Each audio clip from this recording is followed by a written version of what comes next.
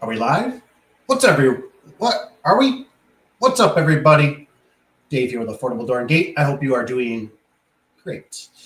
Hopefully, this whole thing will work out. It's been a minute. Got back from the old, had to get settled in hunting trip. So I know it's Monday. Mondays are normally pretty quiet, but I thought I'd jump on here to see if anybody had any questions, concerns. One thing I wanted to mention is that I apologize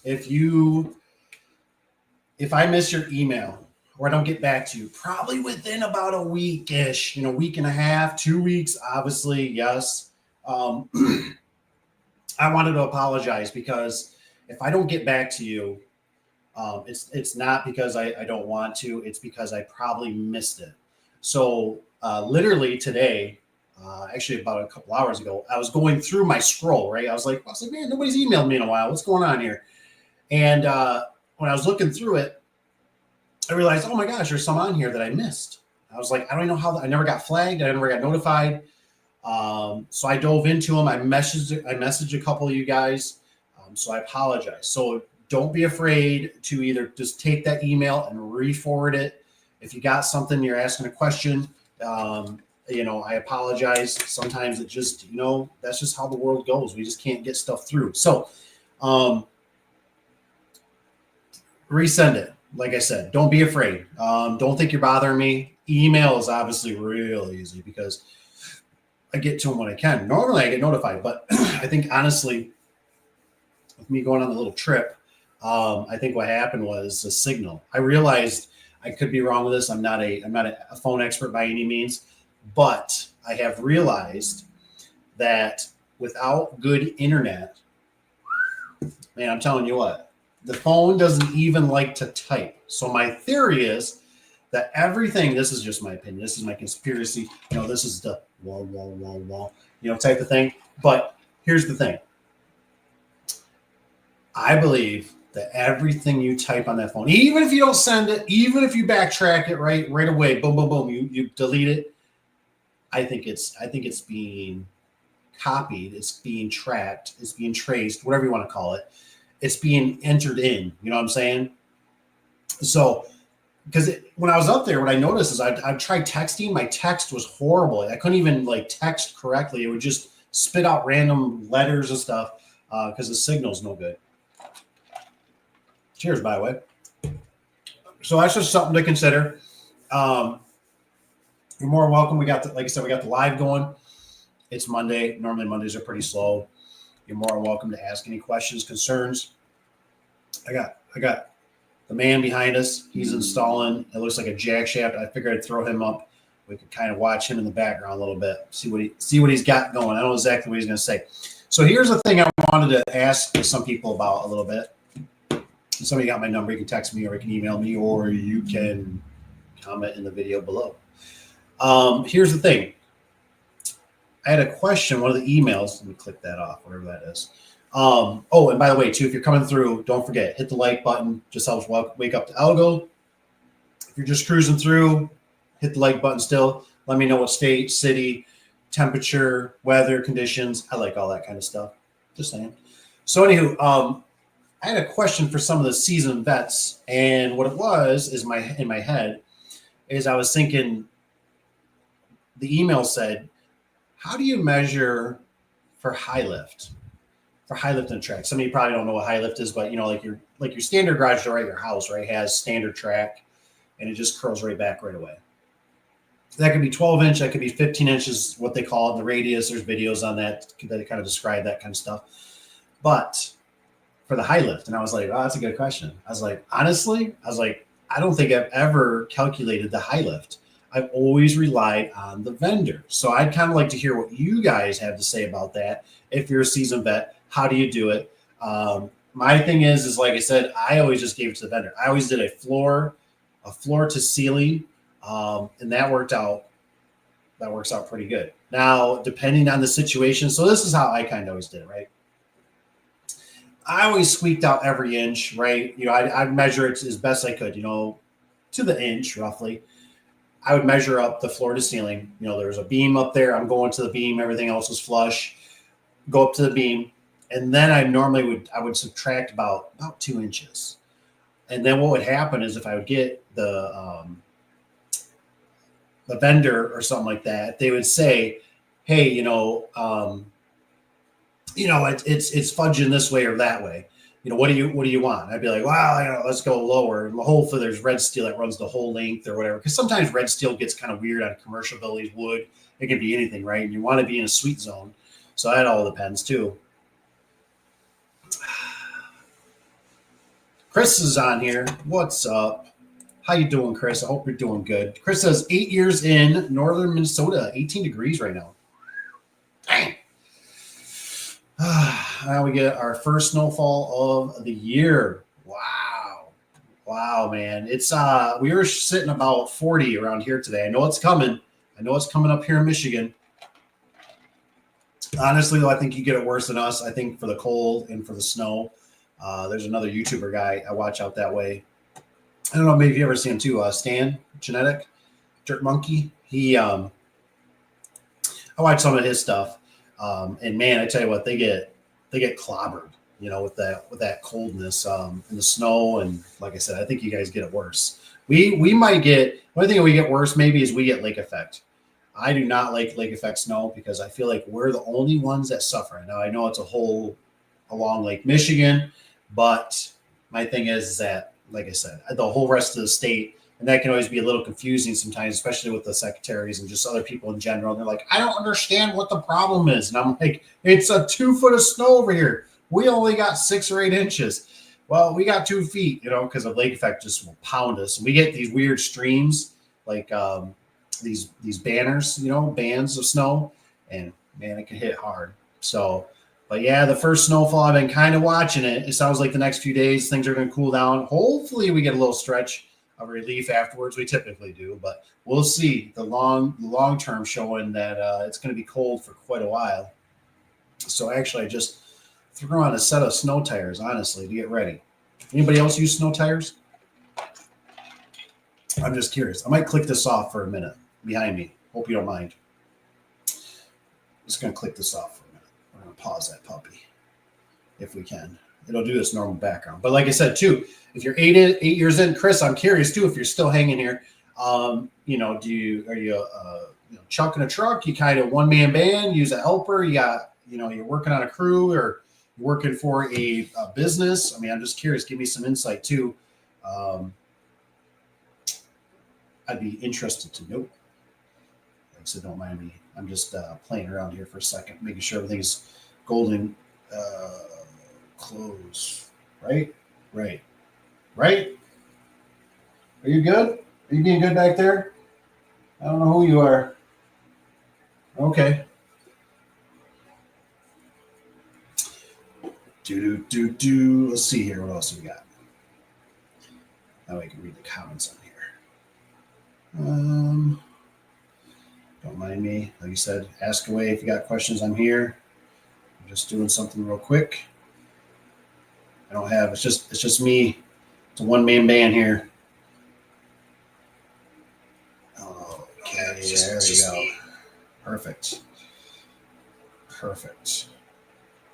All right. Perfect. Okay. All right. What do we got here? Let's see what Chris says.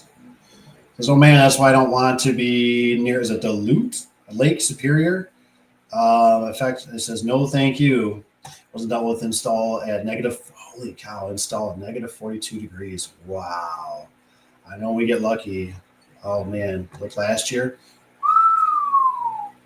Dang, man, that cold. And I don't know about you, Chris, but honestly, I'm more of I like the warmth.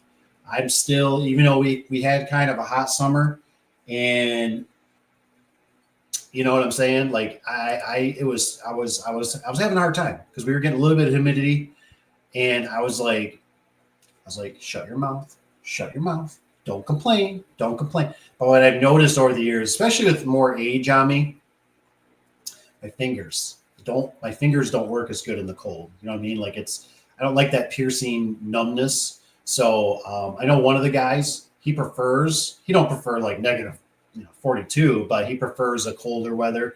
I get it. I mean, sure. I like hoodies and stuff like that, but ooh, man, I still rather be hot than cold. Like if you said, what's it going to be on the extreme? You going to be hot or you going to be cold? I go, I'm going to be hot. You know what I mean? The humidity is what bugs me. I don't really mind the hot. It seems like it's just the humidity is what gets me. And then also, like with the cold, like with snow time, snow doesn't really bother me. You know what I mean? Well, I shouldn't say it's not. It's the snow that bothers me. The cold doesn't bother me because I don't like driving in it. I don't like the salt. I don't like having to slow down. The road conditions. My buddy, let's see what Chris has got here. And like I said, you guys are more welcome. Throw any questions out. Let me know you're live. Don't forget hit the old like button. If you would, please. Just helps wake up the algo because it's a Monday and it's going to need all the help it can get.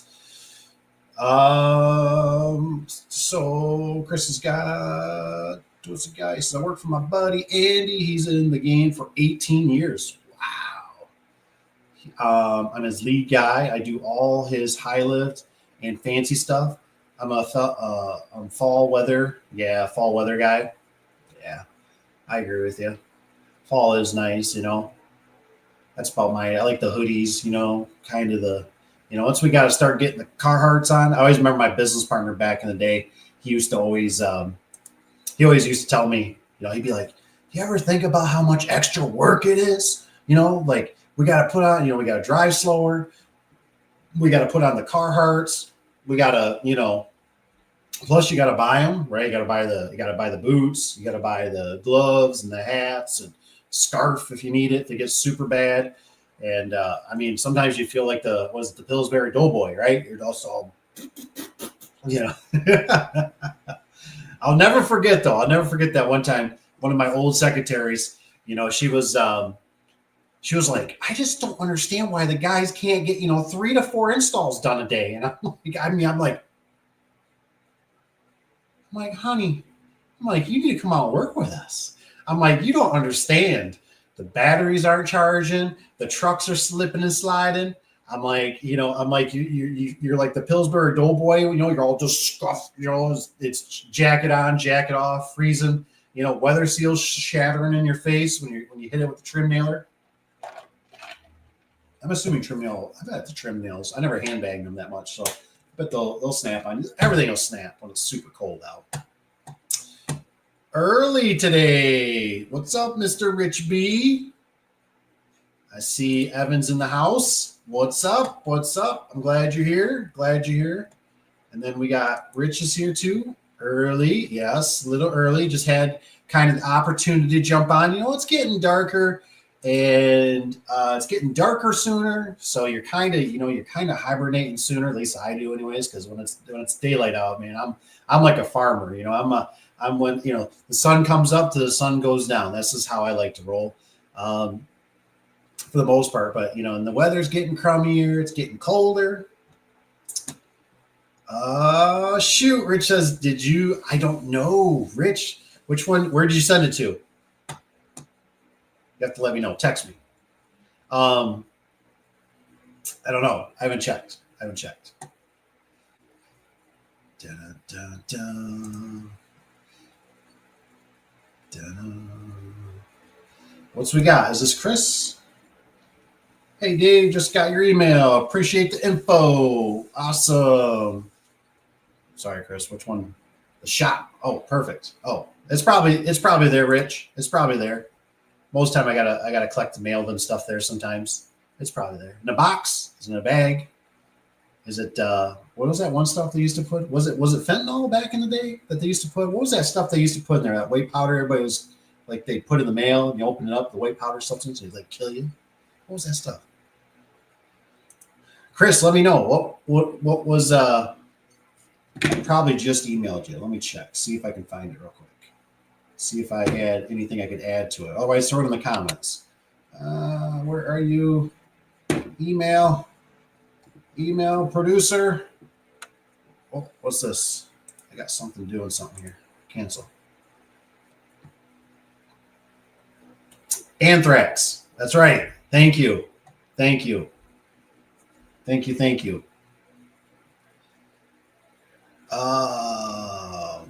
can't pull it up at the moment, Chris. Let me try something else. There's the email. Let me check. Plus, I don't know which one it was. And if it was personal, I'll keep it on the silent side. Chris. Oh, there it is. The high lift. Yes. Yes, the high lift. Yes, the high lift. That's what I was just mentioning earlier. So yes, the high lift. But like I said, I typically use the vendors. You guys let me know. Rich, who do you use? You use high lift or anything? Evan might too a little bit. This guy here. I'll put Rich up for a second. The shop in case we're going back into this. Anthrax. That was it. Amazon. Hey, watched a video of yours where you were saying how you don't set your cables first. You wind the springs and set cables. I didn't fully understand. Could you explain it? Sure. That's a good subject to kind of talk about while we're getting the party started. And if you don't mind too, whoever's coming through, whatever, don't forget hit the like button. Stuff like up the level. YouTube likes it. His team likes it. He goes, ooh, I like that. So, son of a. So,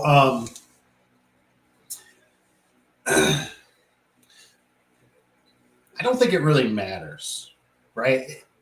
I always look at. I don't even know how the guys ever got it. Most of the guys at the shop do it with the vice grips.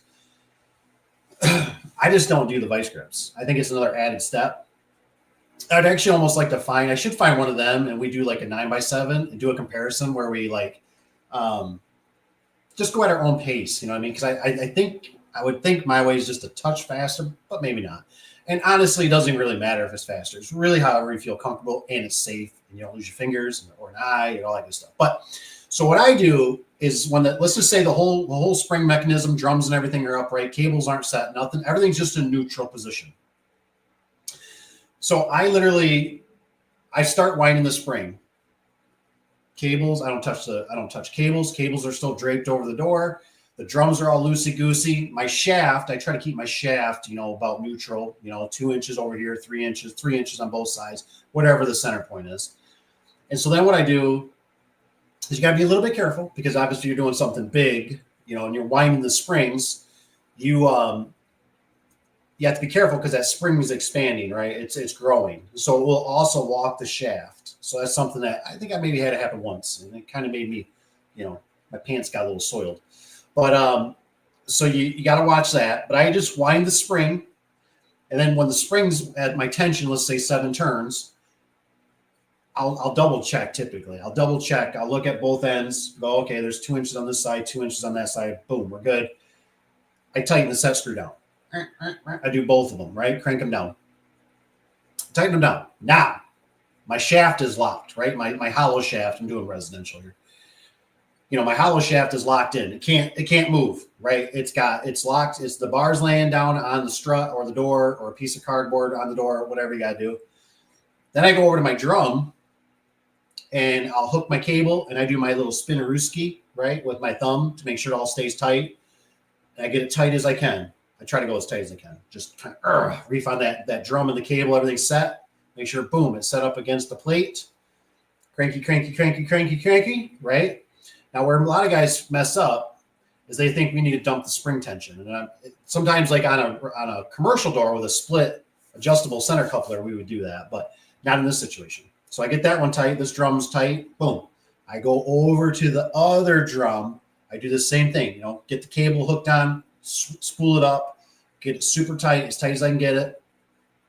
Because the tighter you get those, what'll happen if you get them off a little bit, and I'm assuming you can do this with vice grips too, is that if you get them off a little bit, your door will want to be, you'll notice it when you lift up on the spring, when you get done with the last one, you'll notice that the door kind of does a little bop, not good. So I get them tight, get them all set. And then what I do is I go back to my spring that I just wound, my one spring. I'm going to say it's a 2-spring system. And what I'll do is I'll back wind it, right? Just a little bit, not a lot. You don't want to get crazy because you get crazy, you lift up on too much, you're gonna pop your cables off. So what I do is then I release it and then let everything relax, slowly. And then obviously the door is basically being half picked up, half the weight right now, right? So everything's taut. My cables are taut. My drums are all tight. My one spring is tight and it's working. It's got load on it, right? Then I go to my next spring over. that one's not going to really do much because there's already spring tension on it and it's locked in on the other side. So I can wind that one. I don't even really think about it, because as it grows, it can't go anywhere because the drums are holding everything in. I wind it, boom, boom, boom, boom, boom. I get it where I want it, let my winding bar rest. One thing that's a big thing I've learned, somebody taught me, I just feel like it's worth saying, is always make sure you're hanging on to the winding bar when you're tightening, because I got lucky once, but I was using like the ratchet, or even if you're using a ratchet wrench, or I was using the socket, you can get crazy and you can actually overpower that thing. You know what I mean? Like you could literally you could pop the bar out, and that's not cool, because if that winding bar hits, I've had a scenario before where I had a winding bar, kind of scary here. We were at it was like an airport hangar, but it wasn't super tall doors. I remember that. We were in a lift. I want to say it was maybe 12, 14 feet tall. It was nothing crazy. I was winding a big spring. I think I had the medium size. I might even have the big size winding bars. One of those things that you shouldn't do, right? My business partner was right below me. We did that very commonly. It's not smart to do. And we didn't wear hard hats. He was the biggest one that never wanted to wear a hard hat. I would wear it if we needed to, but he didn't like it because it messed up his hair. And I was like, so bring a hat. Bring a hat. So anywho, I did something, right? I missed my grab, and that winding bar, whoom, went right down to the ground, right? And it hit that concrete. I've never seen this ever happen before, and I don't want it to ever happen again. It hit the concrete, and it literally shot right back up in the air. It was like, boing, it went down, bam, it hit, boing, it come right back up, and I literally snatched it right in the air. Whack. And literally, luckily, the phone just rang, and he just walked off. He was working right below me on a bottom bracket or something, or setting the cable or doing something goofy, right? And I didn't like him. But I was like, I got this. Sure enough, man, boom. I looked right down. I was like, oh my gosh, this winding bar would have went right into his skull. Probably, more. We don't know. But that's why you don't let people work underneath you when you're winding. It's not good. So just something. So hopefully that helps. If it doesn't, let me know. I'll see if I can explain anything or got any questions to add to it. Good band. Is that behind me? I don't know.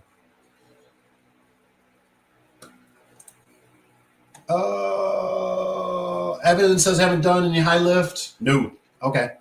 I didn't know. I know you're kind of just starting out with it, Evan, so I didn't know. Maybe Rich will put it in here. Oh yeah, he's got the next one right here. He's on it like always.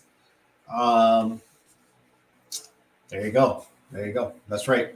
Rich B. He says, I give him the height, and and they just send it out. Fair enough.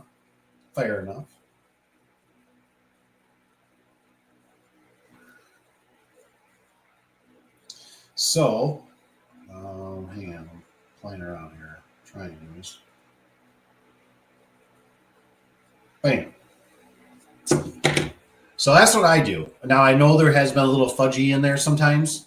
They, they could possibly, like something, maybe they just go, well, can we go up or down or something goofy? But for the most part, I've always just told them what I needed, and they've always got it. You know what I mean? And obviously, I typically will go down if I need to for the height. It all depends, right? Because I get in some weird, like sometimes the builder, like it'll be, how do I explain it? Like it'll be like they want high lift, but it ain't gonna work or something, and it's in that weird fudgy factor, and like they'll run steel the wrong way instead of like up and down, and or they didn't give us enough. They went to one gusset and not the other.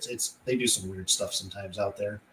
That's why if you can go out and do check the jobs, that helps a lot.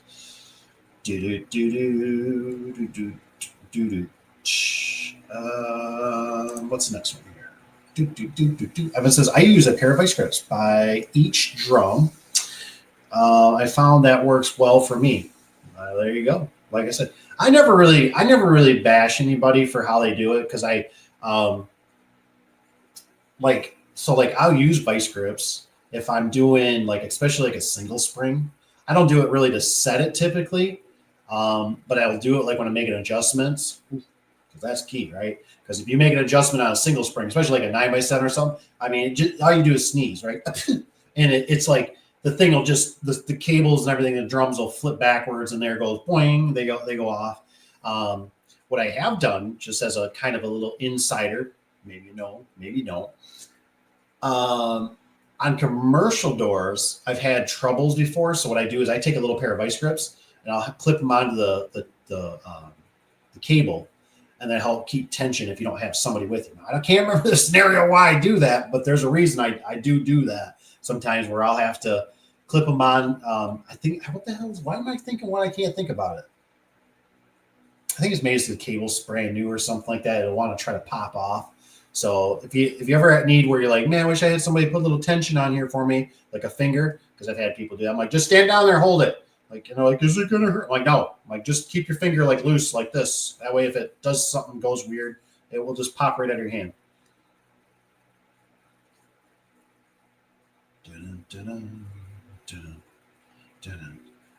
And honestly, at the shop, I don't even know how a lot of the guys, like I said, a lot of the guys do it with the vice grips. I don't even know where they got that training from. I don't even know. It's like somebody infiltrated it, like somebody started it, and then they just kept on going. What we got here?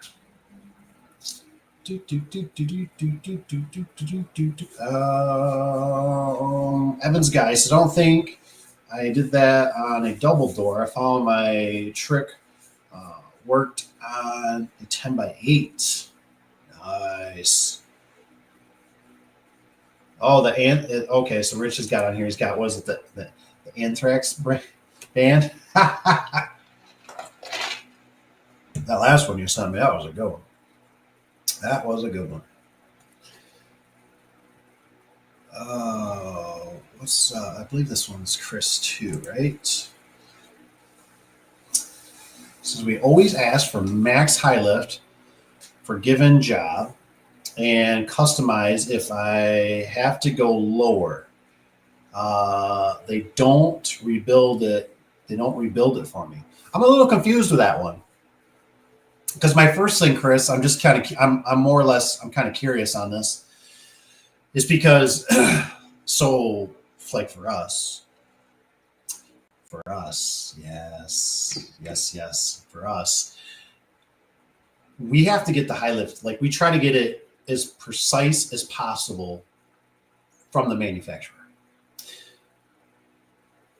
Because if we do anything, right, because if you shrink that down or you expand that, typically your springs are going to be off. You can go as far too as your drums and stuff, right? All that stuff is kind of engineered. And I guess I got kind of a question, because if anybody knows, like so for Chris, I don't know who do you guys use for the manufacturer? Because I'm kind of like up in the air. I heard Josh was telling me that he liked Horman, right? He said Horman's actually was an engineer. I don't know if this is hearsay stuff. They were kind of an engineering company before they were a door company. I was like, that's interesting. He's like, that's why, he goes, I think their stuff balances out really good, blah, blah, blah, blah, blah. But I know we had the one we had. I remember, I forget what we took out. We probably took out about 2 or 3. I don't think we went 5 foot, but I bet we took out 2 or 3 foot of high lift, and the door was so balance wrong. It was horrendous. I mean, it took everything a J operator did. I mean, it just didn't matter if we put more on it, we took more off it. I tried to even like manipulate it where it's like you do one spring more and this one's less, and it just would not work. It was horrendous. And I guess Cap said he literally got, we're kind of going down that road again, right? We're kind of going down that road again with Clopay. I guess Clopay sent him a door, and he was like, I got everything running. He's like, this door is balanced out horribly. And so he said he dumped it. He weighed it. He said it was 60 pounds off from what he did his calculations. And so he called them. They're like, there's no way. And he's like, I'm telling you. He's like, I'm weighing it. Like, this is what my IPPTs are. Like, it's off. I don't even know if they still resolved that situation. I think it was still pending. But at the time, it sounded like they were pretty much kind of going, nah, it's something you did wrong, and that. And he's like, so I know the vendors are being tough out there. Let's see the next one on here. And don't forget, like I said, if you're cruising through, hit the like button. I can't see it on this end, it looks like, so I definitely would appreciate that. See Eric, Eric, right? Eric just jumped in. I seen it hasn't showed up on this section part yet.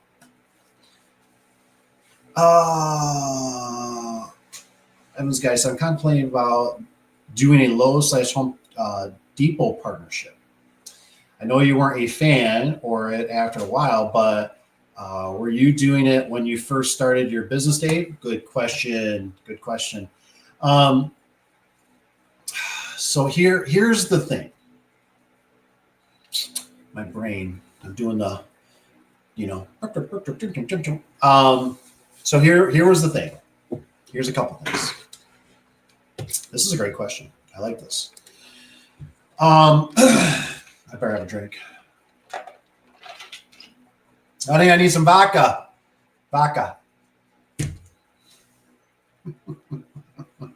Gonna be getting drunk.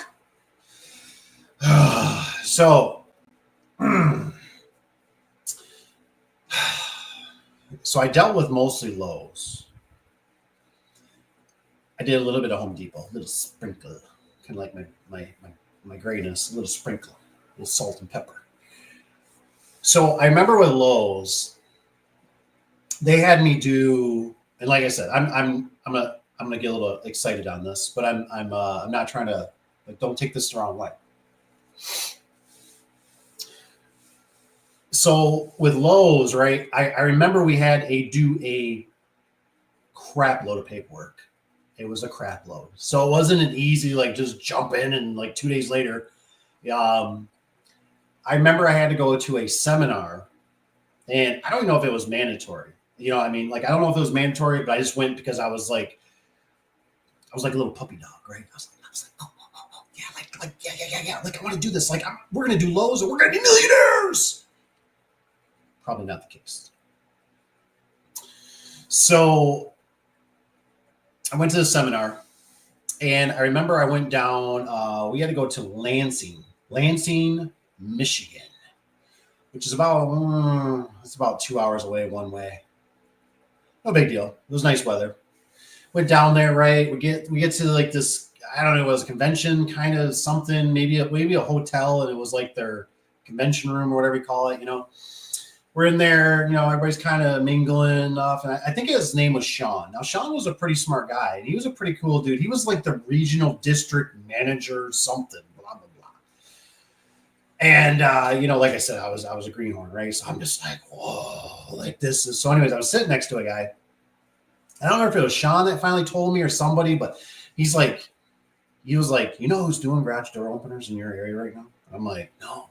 Like, who is it? Tell me. And he was like, it's a roofer. And I'm like, what? A roofer? No way. And I was like, psh, I got that beat. So anyways, he was like, yeah, it's a roofer guy, so he's the one that's doing it. And I had no clue. I was just like, that's all I could find. Like, you know what I mean? So anyways, time went on. And that biggest thing I remember from it, right? I always remember, I still got a sheet around here, was the first 10 minutes and the last 10 minutes with the customer are the most important thing. And I would totally agree that if you're starting your business or you're in business, that your first 10 minutes are very important, right? That's kind of your first impression. How you doing? Oh, here's the kitty. Oh, here's the doggy. Woof, woof. You know what I mean? You park your vehicle. It's not leaking. You put some cardboard under it, which is what they wanted us to do, right? We were supposed to put cardboard or park on the road. We were supposed to put a sign out for them. We were supposed to wear one piece of apparel that said their name, a hat, a shirt, right? Typically they gave us a few, and then it was like we were supposed to buy them type things. They wouldn't give us the vest. I was like, can you just give us like one of those cool Lowe's red vests? They're like, you don't do that. Nope, that's forbidden. I'm like, oh man, that'd be so much easier. The guys would throw those on a lot easier. It's quicker. We just keep them in the truck. So anyways, a lot of paperwork right from the get-go. We had to have the vehicles had to be certain insurance. You had to have amendums or addendums or whatever they call it on that. We had to have so much liability, and probably I think we even had to raise our insurance. I think instead of like $1 million, maybe it was $2 million we had to have for coverage. A lot of paperwork. And then I know things have changed a little bit. So as we progressed with Lowe's, the thing was, I always kind of told myself that if, absolutely for one, I would always, you have to start out with your local store, your closest store to your house, your warehouse, your building, whatever. You have to start out with the closest one, right? To get your feet wet. Now, I think I even might have started out with maybe it was the closest one. I don't know. It might have been the next city over.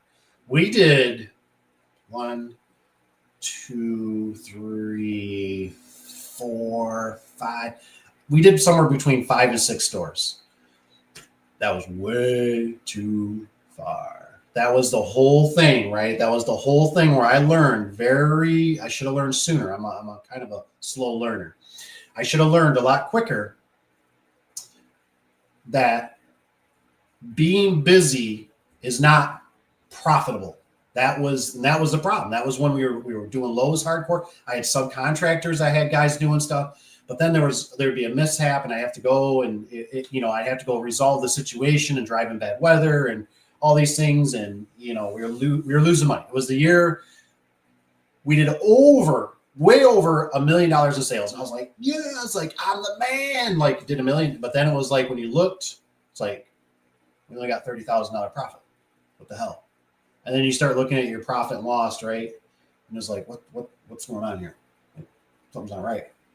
And then it says I got 30,000 profit, but I only got 16 in the bank. This can't be right. What the hell's going on? And that was when that light bulb went off in my head. And I said, this is stupid. This is stupid. Like I am literally killing myself. I mean, we're talking 14, 17 hours, 7 days a week. What the hell's going on here? Don't make yourself busy. Make yourself profitable.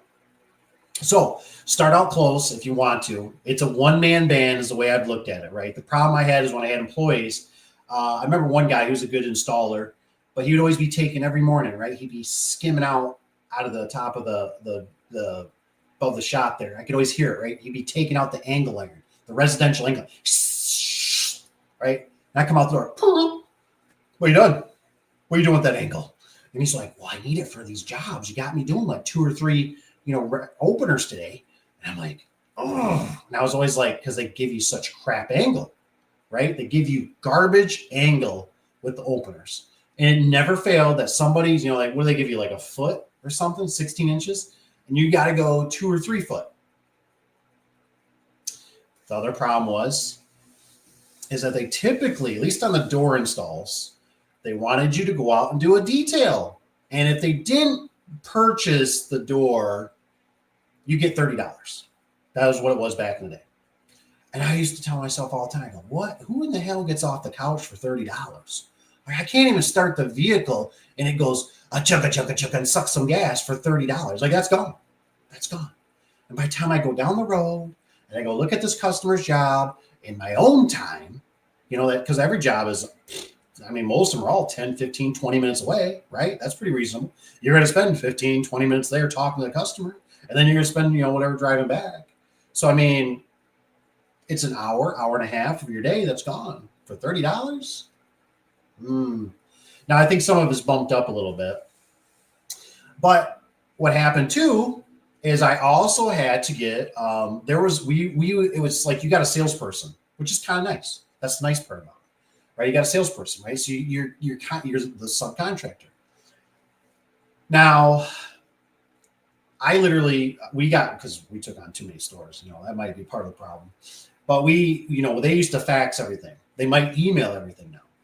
And so I had to hire a secretary. That was the first time I had to hire a secretary. So now I had to hire a secretary, not just to do the paperwork, right? Because when you're out there cranking the wrenches and they're calling, because they used to have, it used to be the install sales center or something like that it was called in the back. They would actually, there used to be about 3 people that always hang out back there. And that was good. It was good. I liked it actually because they were kind of like your mom. You know what I mean? In a sense, like they were like, come on. Did you contact this customer? Yes. But so they wanted to contact the customer within like 24 hours. They want the job installed once the stuff's in stock, like within like, I think it's 5 or 7 business days. Now you can fudge that stuff a little bit, this or that. But like I said, it's if you can start, but like I said, once you start committing to it, it can go down a rabbit hole where also now you got to increase your insurance.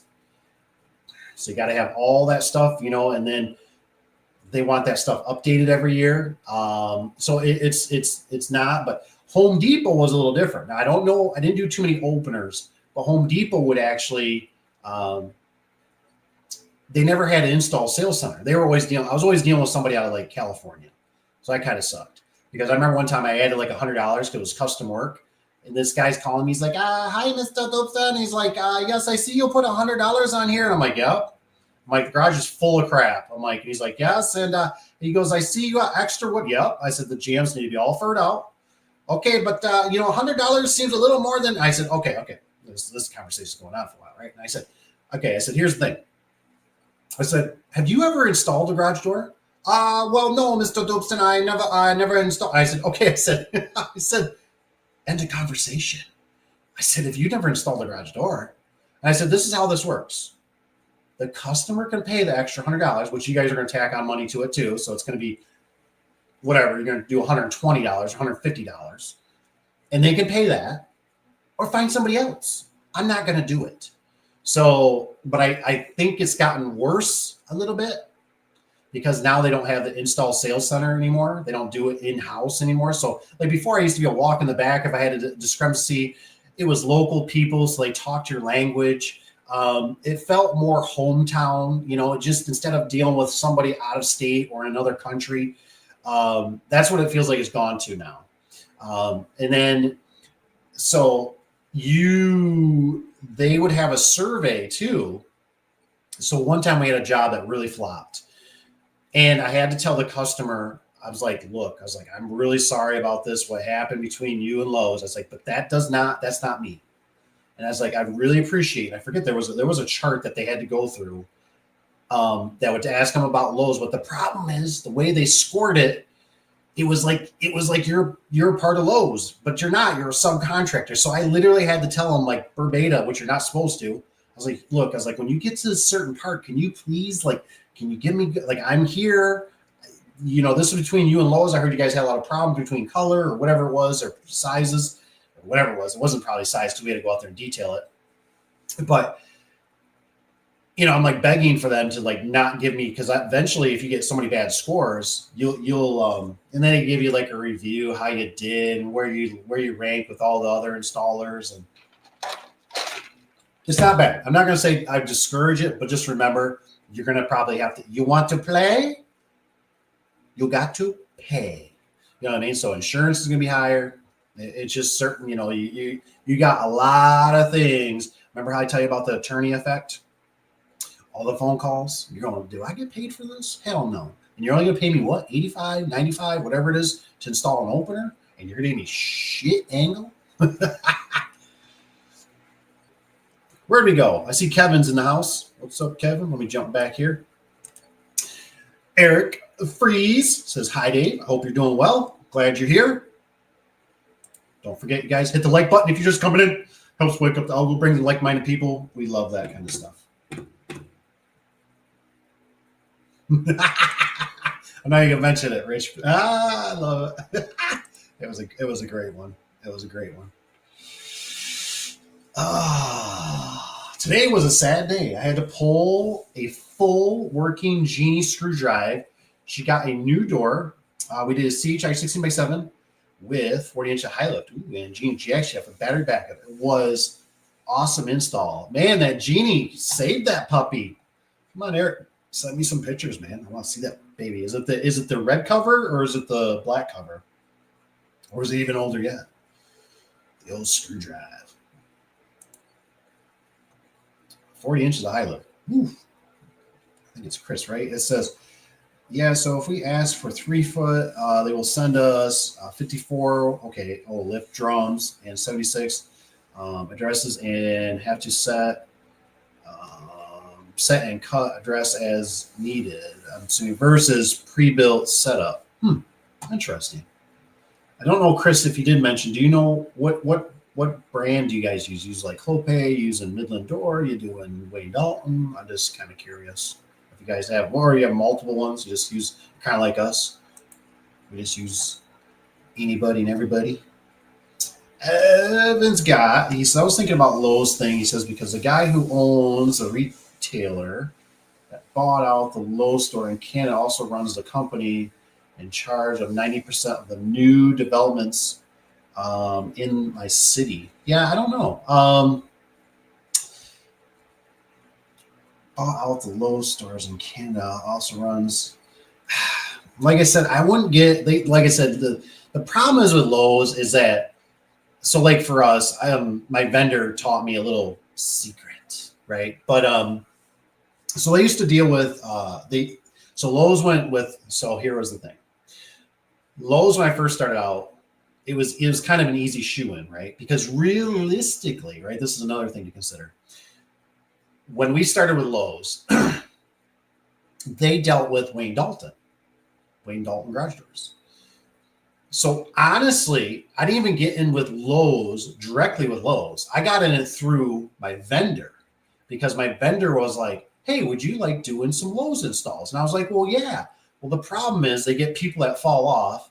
So the first thing that happens is like they want you, they will give you like, they'll basically give you shit stores. You know what I mean? Because they're too far away. And like I said, the puppy dog effect. You know, oh yeah. I'll do it. You know what I mean?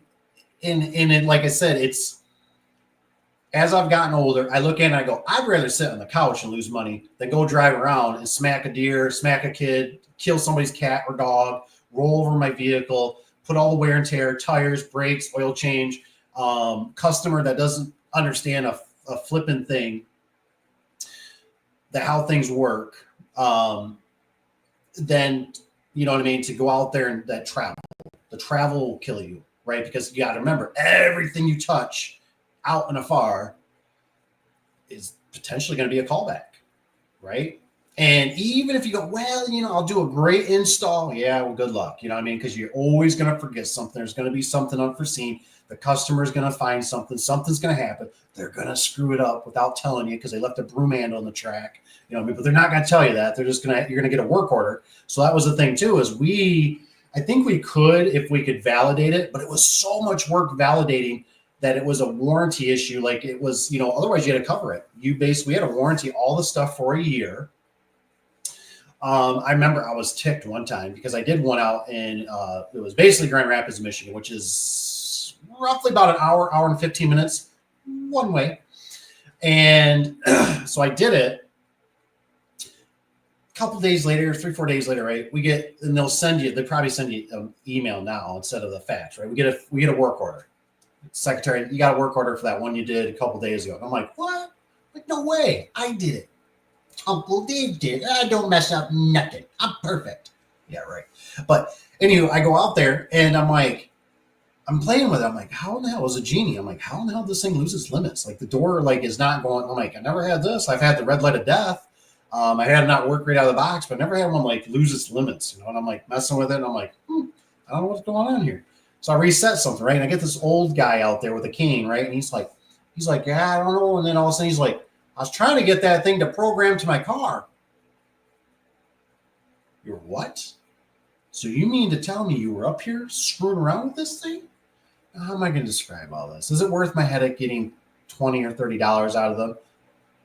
No, it's not. Uncle Dave's going to go do something and go make a $65, $85, $120 service call on his own customers than to deal with this nonsense. So I fixed it. But at that point, I tell you what, I was seriously thinking about buying that tape they put on like the gas pumps, that if it's ripped at all, right, it tells it's voided or whatever. I was thinking about that hardcore. Now the Genie ones, you could probably do it, right? Because they're in the box, they're recessed in there. I don't know how you would do it on Chamberlain. I guess you could put them on the light fixtures or something, you know, so they pull the cover off. But I was seriously thinking about implementing that across the business because I was so irritated that now it was like I'd go to a customer and it's like, were you up here messing around? Oh, no. And of course, you know how it is. You get somebody that's a little smarter, right? And they're like, no, it wasn't. I don't know what happened, and you're like, you know what I mean? So things like that can happen. But what I'm getting at is I don't even know if you can just get it in through Lowe's. You might have to be, I dealt with a lady that was telling me that she's like, it's funny how when the economy gets good, nobody wants to do these anymore. But when the economy's bad, they come running. I get it. It became a headache. We were doing it for so long that I just had to pull the plug. Like, it was just like, we're losing money. We're traveling too far. It's way too much headache. My secretary is way booked up with way more better things. I'm not doing it. I'm just not doing it. And like I said, when we were making, I think we were getting like 74 or 84 or something like that dollars per opener. That's pretty sad. I mean, when we should probably at least be making 120, 150, 175, we weren't getting that. And by time, you throw a little angle in there, that's $20, that eats in. By the time you got gas, by the time you try to pay somebody, and then you think about even paying yourself, like how much are you, because you're, when you do an opener, I mean, you're probably, you can, some jobs you can whip them out. Most jobs are all, split boards and this and that. And you got to re-engineer, got to move some stuff. I mean, it's a 2-hour endeavor. Then you got to take care of the opener. Maybe get scrap metal for it. So just something to think about. But great question. I love talking about it because, like I said, I did it for way too long. I did it. It was, I just always told myself, this is a one-man operation and stay close. Just one store, the local store, because they only do a 20-mile radius. And that's why I've kind of implemented it in a lot of my businesses. I go, we pretty much service 20 miles. That's it. You know what I mean? In every time I always go beyond that, in a sense, might do a little bit, 25, 30 or something, and you charge. Every time I'm traveling, man, it's like, am I going to get paid? Is this job, did I forget something? I mean, in the garage door world, it's a nightmare sometimes because when you're going out there and you forget something, and it never fails, you'll get there and need something. You got 16-foot struts and now it's an 18-foot wide door. Son of a biscuit. You know what I mean? So that's also why the pictures. But, if you think about it, if you're just going around the corner, it's 3 minutes away, 5 minutes away. No big deal. I'll go back to the shop or I'll go to my vendor or whoever you use. Just stuff to think about. And maybe I would wiggle my way to doing doors on new build homes for him somehow. Like I said, it's probably, like I said, it's weird because I don't even think I would have gotten in with Lowe's except for my vendor, which was Wayne Dalton, asked me. And I was like, oh, I got a shoe in. So if you're not even with the vendor, so like depending on, like, Evan, do you know who like at your local Lowe's? Because they do contracts. So it used to be Right Built, I believe. Right Built? It was Right Built for a while. And that was AMAR. And then this was funny. Lowe's did a study, supposedly, this is what I heard, this is all rumor. Lowe's did a study across customers, and they said, who is the biggest garage door manufacturer in the industry? And supposedly the Lowe's customers or whatever came back and said, Pella. Pella, like Pella windows. Pella is the biggest garage door manufacturer. I didn't know Pella made garage doors. I thought they made windows. So I remember they were still Right Built, but they were basically AMAR. And when they lost, so Lowe or Wayne Dalton lost a contract, which really sucked. I ain't gonna lie, because if you don't got a good vendor, man, it sucks. So like Wayne Dalton, here's some example. Here's some praise to Wayne Dalton. I'm not gonna say his name, but Mr. T was the guy that ran that department over there in that area, right? He was really good. Weather seal, wrapped and packaged, right? No dirtiness. Everything was labeled. Everything had stickers, color, labeled. You could read the customers very easily when they would come through the Lowe's department. Extra struts. That's important. They give you an extra strut. I don't know if they give you like an operator bracket or anything like that, but the extra strut was really important because when it went over to Right Built / AMAR, because Lowe's or whatever in that certain area, they lost the contract. AMAR was cheaper or whatever. We went to AMAR, and AMAR was a flipping nightmare. Everything come in, nothing would have job names on it. Just a whole box of weather seal, just all, so when you're getting a semi truckload of doors, 9x7, 8x7, 16x7, pan door, sandwich door, just all just out in your shop. And then you got employees. It was a nightmare. It was a nightmare even for me. And I was like, I'm a seasoned vet. I couldn't figure out the crap. I mean, the verbiage on it, I mean, it was horrible. It was absolutely horrible. So everything had to be like, it took an extra probably hour just to piecemeal through everything and try to find, like when you're trying to find a customer that was going to be installed. And then you pull weather seal and be like, because you know how it is. Sometimes they, instead of giving you 2 7s, they give you a 16 or something like that, or 14, I'm sorry. Or they give you a 16 because that's all, you know what I mean? Like, so you're pulling stuff out of the box. You're like, I don't know what the hell this is. So of course, when you get to the last job, you go to the back of that box, right? And you're like, I'm short weather seal. Well, did they short me? Did somebody take it? Did I screw it up? What the hell? Just a nightmare. Then the big thing is they wouldn't give us an extra strut, a 16x7 door. So I would typically provide them, which is coming out of my cost, right? Now they would pay us a little bit more, and they said, that's why we're paying you a little bit more. And I said, I don't even care. I'd rather not you pay me more and give me all the material, because I'm a small garage door business and I ain't got time to constantly. So certain jobs I'd throw a strut in. Well, when you only got 5 or 10 or 15 struts available, but you're doing, and you're getting 9 to 10 doors a week that are going out the door that are AMAR Lowe's, not Wayne Dalton, but, you burn up struts really fast. And then you have to reorder them, you know what I mean? And then you have to pay for them and all that. So it was a nightmare. Where I didn't realize that Wayne Dalton was nice enough that they included it, because they looked at it as insurance. That's what I was told. So they give you 2, one for the middle, one for the top. Because typically 9 times out of 10, almost 9.5 out of 10, every door you're doing, you're hooking an opener up to it.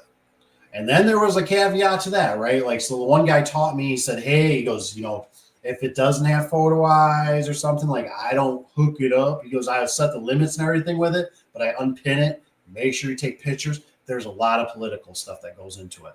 So, and then you got to make sure you get a good review. At least you can't tell them, you can't try to influence it. Otherwise, it just, the list goes on. So if you're not even with the vendor, you might not even have a chance to get in, because that vendor is going to send you stuff depending, right? So you might be able to do like the openers. That might be a different division.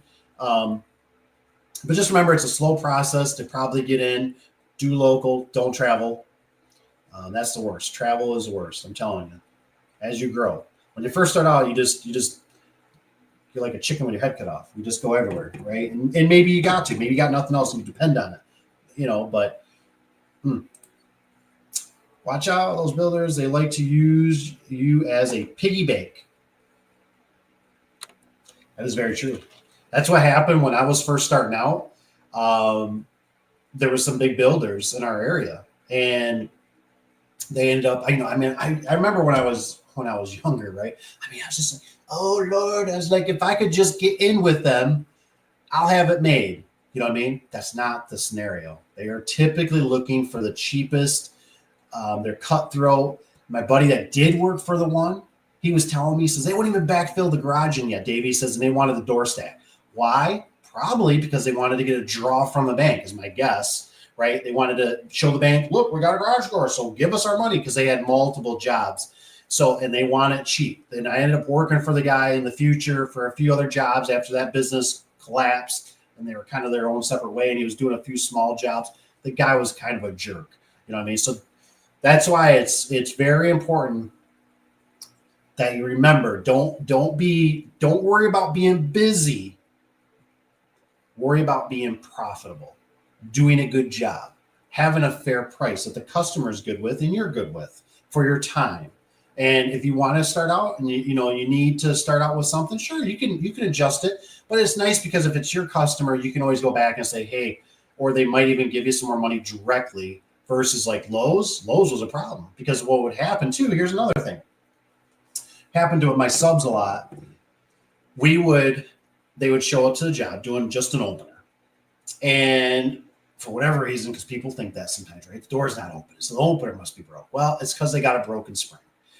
And that was a very touchy, right? So some Lowe's locations, you need to tell them, right? I found that out because my guy would call me and he says, hey, they had a broken spring. I took care of it. Customer was happy. They wrote me a check. The wife wrote me a check.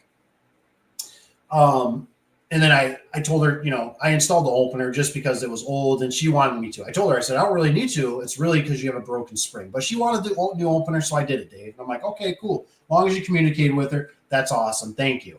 You know what I mean? Now, what happens, right? The husband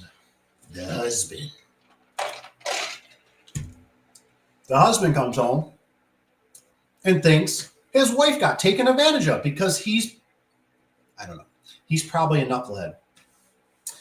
So what does he do? He calls Lowe's, and he's like, God darn it, this guy did. Lowe's, that to them, that's like a bell, like the emergency bell. You know what I mean? Like the fire department, ding, ding, ding, ding, ding. Problem. So they called me and they're like, hey, did you blah? I'm like, yeah. I'm like, my guy told me, they had a broken spring. Oh, well, here's the real problem. Okay, what's the real problem? Through Lowe's, we need to know about that. So technically what your guy should have done is he should have contacted us, told us how much it was going to be. We will contact the customer and approve it. And then you get paid through Lowe's. Now, Lowe's adds on to it, right? Which is fine. Now, here's the problem. When you're an installer and you're busy, right? You got a life, you got multiple jobs going on, other service calls. You're going to spend 20 to probably an hour, let's just say, somewhere in there, 20 minutes to an hour on the phone and waiting, right, for Lowe's, because now if because sometimes the customer's not home, right? That happened, right? The customer's not going to be home. We'll just leave the door unlocked. It's already paid. Sure, and that would happen. So now they got to contact the customer. The customer's at their job. The customer doesn't answer their phone. Maybe they work at a factory or whatever, right? They don't contact. What are we going to do? What are we going to do here? You know what I mean? So those are things you got to consider. So what would happen is we'd have to go through Lowe's. Lowe's would tack on. We'd have to get approval from Lowe's. And then basically we get a PO.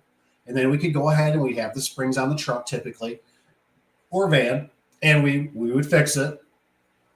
But then there were some stores, they could give a rat's. I remember one time I was on, I got there. I was doing the 3 or 4 openers, long distance, doing the U shape is what I call it. And I'm busting, man. I'm like, I don't know if I had an earpiece at the time. And I'm like, I'm the secretary, like I'm building the opener. And also my brain, when you're like a business owner, your brain is like this, man. It's like scrambled eggs. And so I'm sitting there like, you need to call the customer like right now and get with Lowe's because they got a broken spring. And I'm like, I'm putting the opener together right now. And I remember thinking to myself, oh my gosh, what if they think I'm taking advantage of them? What if they don't approve it? And they say, you know what? We think this guy's shady, you know what I mean? Or whatever. And now I got to tear this damn opener back apart. But I had nothing to do except build the opener. So I'm pushing as hard as I can, you know what I mean, to get this opener because I'm hoping that they're going to get approval. And then, and long story short, the secretary went around and around and she calls me up and says, Lowe's doesn't say. And I'm like, bull crap. So I call them up. I'm like, go through all the things, right? All the hi, welcome to Lowe's. Blah, blah. Give me an operator. And finally get to install sales. Hey, this is the problem, blah, blah. Oh, we don't care what you do. Well, the other stores do. So you don't. This one does. Okay, whatever. Okay, so now I get on the phone again with the secretary. Get hold of the customer right now. Tell them it's going to be $200. We got to change out these springs. See if they're going to approve it. And all I kept thinking is like, how am I going to stick this opener back in this box politely? You know what I mean? Like I can't. Even if I got 2 hours, I don't know if I can even put it in here back here nicely after I've already broke the banding on the tube rails and all that kind of stuff. Oh. But that's also why, just a little nugget, that's why I built them too. So honestly, in that situation, if they didn't, my opener just goes back in. I already had it pre-built, but like I said, I had nothing to do. This one wasn't pre-built. So I would go ahead and buy them in advance and build them so I could save, 30, 45 minutes at the job.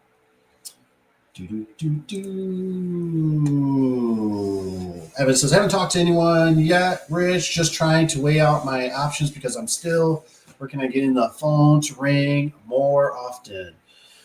Well, it's one of those things too. Maybe see what Obviously I always say this is kind of the slow time, for everything. When it comes to residential and stuff like that, everybody, you got to remember, and I think this is why I got to still get with that guy, right? The seasons. There's seasons to garage doors. There's seasons to life. There's seasons to the weather. And like right now, everybody's thinking about Thanksgiving. Gobble, gobble, gobble. Right? Everybody's thinking about Thanksgiving. They got to get the money. They got to get the house ready. They got to get this. They got to do that. Even my wife, when she used to work for Jared, the Gallery of Jewelry. She said, you'd be so shocked at how many people come and buy rings, buy necklaces, and all this fancy stuff, right? That after the holidays or after they'll come and return it. I know, shocking, right? So humans are very emotional. So like this week, it's like when we get to, what is it going to be? Wednesday? That's basically Friday. And it's the worst Friday. Nobody's even caring, right? It's just going to be Zoom. The grocery stores across everywhere are going to be super busy. So holidays are tough. You got the sickness. You got people that are thinking about fuel, heating oil, all kinds of stuff. So this is typically, especially in the residential, it can be kind of slow. Plus we have the inflation. So you got to remember, we're kind of that weird demographic. It's probably not just you, it's everybody. And that's why, like, for me, I like the commercial, because typically the commercial and stuff is trying to get stuff done before the end of the year.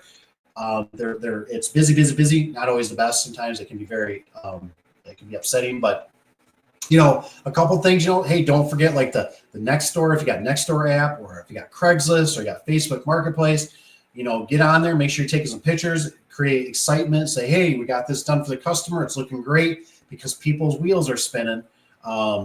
But the banners, at the signs before you get the snow, or if you put them on light or on light poles or whatever, the telephone poles, always an option. Just try to, and that's why, like I said, where I screwed up, Evan, I'm going to be quite out. Like I said, sometimes, like I said, if you, it's not, you definitely want to get the phone ring. There's no doubt about it. But you can spend so much money. I think a lot of it's kind of a sham. I hear people get pretty good luck with Facebook. So that might be something. I would dabble with that a little bit.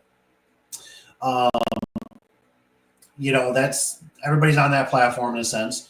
So I wouldn't be afraid to maybe try to spend a little bit. Don't go crazy. Just dabble. And if it's working, put a little more, whatever. Don't forget like some shirts.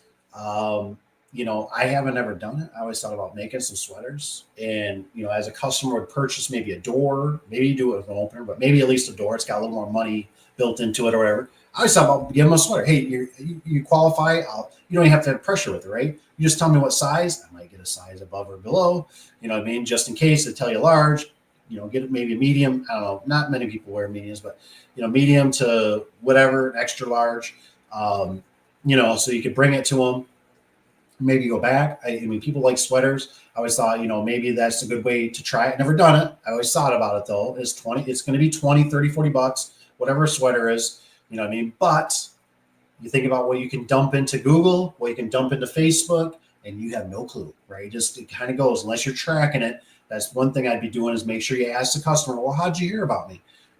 Don't be afraid. I used to have the 4 or 5 steps. It was always name, address, phone number. I think it's email, and then it's, how did you find me? You know what I mean? And sometimes they're kind of skewed on it. Well, somebody told me, or I found you in the phone book. Not even in the phone book, or I found you online. But like I said, hey, but I'm not discouraging. Like I said, you could try. You could at least ask for the information through Lowe's or through Home Depot. But you might get a little bit, kicked in the hiney, because they, like I said, when you see what they want for insurance and all the paperwork, they definitely cover their bases. And then what was challenging for us too is we had paperwork. They'd have to sign off on it. That's the only way we could get paid. So if they weren't home, we'd leave it. Sometimes they would mail it. Sometimes they'd forget about it. Sometimes I would go back later when they get home, and it basically says that, we didn't leave any material behind. It has a big, long contract. We're not going to put any lien or waiver on, or whatever it was, on your house type of thing. They'd have to sign it. They have to date it, all that kind of stuff. We'd have to send it in with our paperwork for us to get issued to get paid. But like I said, the numbers weren't, when you looked at it for what they would pay us, it was tough. But it was nice on one aspect because they were your salespeople. So, I mean, you were just kind of always getting a little trickle. But like I said, I had to get a secretary because of it, but I probably went too big. That was probably my problem. And my insurance I know my insurance had to go up, I feel. What's up, Dad? He says, the Dave Meister, love it, man. Hope you're doing good. Rich B. Scott, I hear you. I hear you. Dun, dun, dun. Eric's got on here. Oh, there's a whole list of you guys. Good for you guys. Got a whole thing. I thought this was my last comment, but we're going, baby. I love it. Eric's got Evan. He says, I wouldn't recommend working with a retailer. He says there are lots of added stress, and Dave is on the ball. He says it makes everything very complicated. Yeah. It's. I don't think it's worth the squeeze when I look back at it. I don't know what their numbers are. I mean, we used to get I think $178. We used to get $178, I believe, for a 9x7. I think it went up to 10 foot. Anything wider than 10 foot, anything wider than 10 foot 7 or 10 foot 8 would be considered the next step, which was 218. I always remember the 218 because my old Dodge had a 318, but it was 218. So it was 218 we get for a 16x7, and that was pretty much, unless it was a very super high end door, 218 was it. You know what I mean? You'd get it could be a pan door, it could be a vinyl back door, it could be a sandwich door, insulated steel on steel, 218, baby. And then it was I believe it was $78 we would get paid for an opener. And it just, even if they brung it up another $20 or something, it just wasn't, it just didn't stay up with the market. And they didn't make a lot either. It wasn't like they were trying to ramsack you, but it was I think they were making I forget if it was only 5, 10, 20, it was 90, maybe they charged 95 and they paid us 70. It was some weird numbers because they had to pay, it was Lowe's got a cut, the vendor got a cut of something. I don't remember exactly how it was. Maybe it was I seen the numbers one time. I think it was for the doors. But it was just it was in the people that are the customers, they are a different breed. I still never had one customer. I could not believe this. I still never had one customer ever when I pulled in or did my work or anything and look at my vehicle, even though our vehicle would have our name on it, Affordable Door and Gate, you know what I mean? That they'd go, you do garage doors? Is that your company? I'm like, yeah, that's my company. They're like, well, damn, why didn't I call you? Well, how much do you charge? How much would you charge for a door? Nothing. They were like zombies. I mean, I guess it was okay, but I never had anybody. It was we did the work, and it was just we did the work and we're gone. And then you get a work order if something failed. I'll tell you one I remember burned me. It was down. It was a ways away. It was an hour and 15, hour and a half away, one way. Went down there. I felt bad. Man, I felt bad. It was an old man. You know how you go in somebody's house and it's the floors are crooked and things are just out of place. And you could tell this guy, he was an older guy. He needed help. He needed somebody to take care of him. His wife either passed or he was a single guy. I don't know. But I go down there and he had a wood garage door. And I think he was going to replace the door and the opener or just the door or something like that. We had rollers out. It wasn't in a very good area. He needed his door working or something like that, or get the door down. I can't remember the exact situation. I fixed the door. I put the rollers back in. The door's working. No charge, right? This is just it was just a preliminary detail or something. If basically no charge. Right? I did this out of the kindness of my heart. It burned me. So I did the work. A couple days go by. I'm waiting. Hopefully this job goes through. We're waiting for the order to come in. Lowe's calls me, says, "Hey, got a problem. They said that door you did or something. It broke. The guy's telling us it broke." And I'm like, I didn't do anything. I mean, I put some rollers in. Well, you need to go down. He said he did something. He needs you to fix it or something. I'm like, that ain't gonna happen. I said, I did what I did out of the kindness of my heart. I said, if he won't, when he replaces the door, I said, I'm coming down there and obviously put a new door in. I said, I'm not I did this out of the kindness of my heart. I got his door at least so he could shut it or something like that. It was you know what I mean? Bad. Another one. I'll tell you another bad one. We did one for some reason, Michigan, Muskegon area, whatever, right? When you go north, it's like you get really nice people. Now this isn't always, but it seems like when you go south, we get a lot more irritated people. So my business partner even did this, right? So I trust him. He's a good dude. He's a good installer. He goes down there. He installs a opener. He's installing. He comes back and tells me this stuff, right? He said, I installed that opener. He goes, there's no power in the garage. And I'm like, really? He goes, yeah, she was livid. And he goes, I ran an extension cord to her house. She had an outlet on the side of the house. I ran that and she came out and she's like, no. She's like, what are you doing? And he's like, well, you ain't got no power in your garage. She goes, psh, that ain't my problem. She goes, you're going to fix it. And he goes, not me. He goes, I'm not a licensed electrician. I don't do high voltage. And he says, every outlet in your garage is dead. And he goes, and she goes, oh, she's upset, right? So he's like, I don't know if you're going to get called back on that or whatever, blah, blah. I'm like, okay, whatever. I don't know, a week or so goes by. I get a call from like the district manager, right? Big dog. Like Uncle Dave's outside of the shop. You know where my shop's at. I'm out there by that maple tree, pacing, doing the pace, right? Walking back and forth. And this guy goes, here's the problem. She's saying that you guys blah, blah, blah. And I'm like, okay. I'm sitting here going, I don't know what the problem is.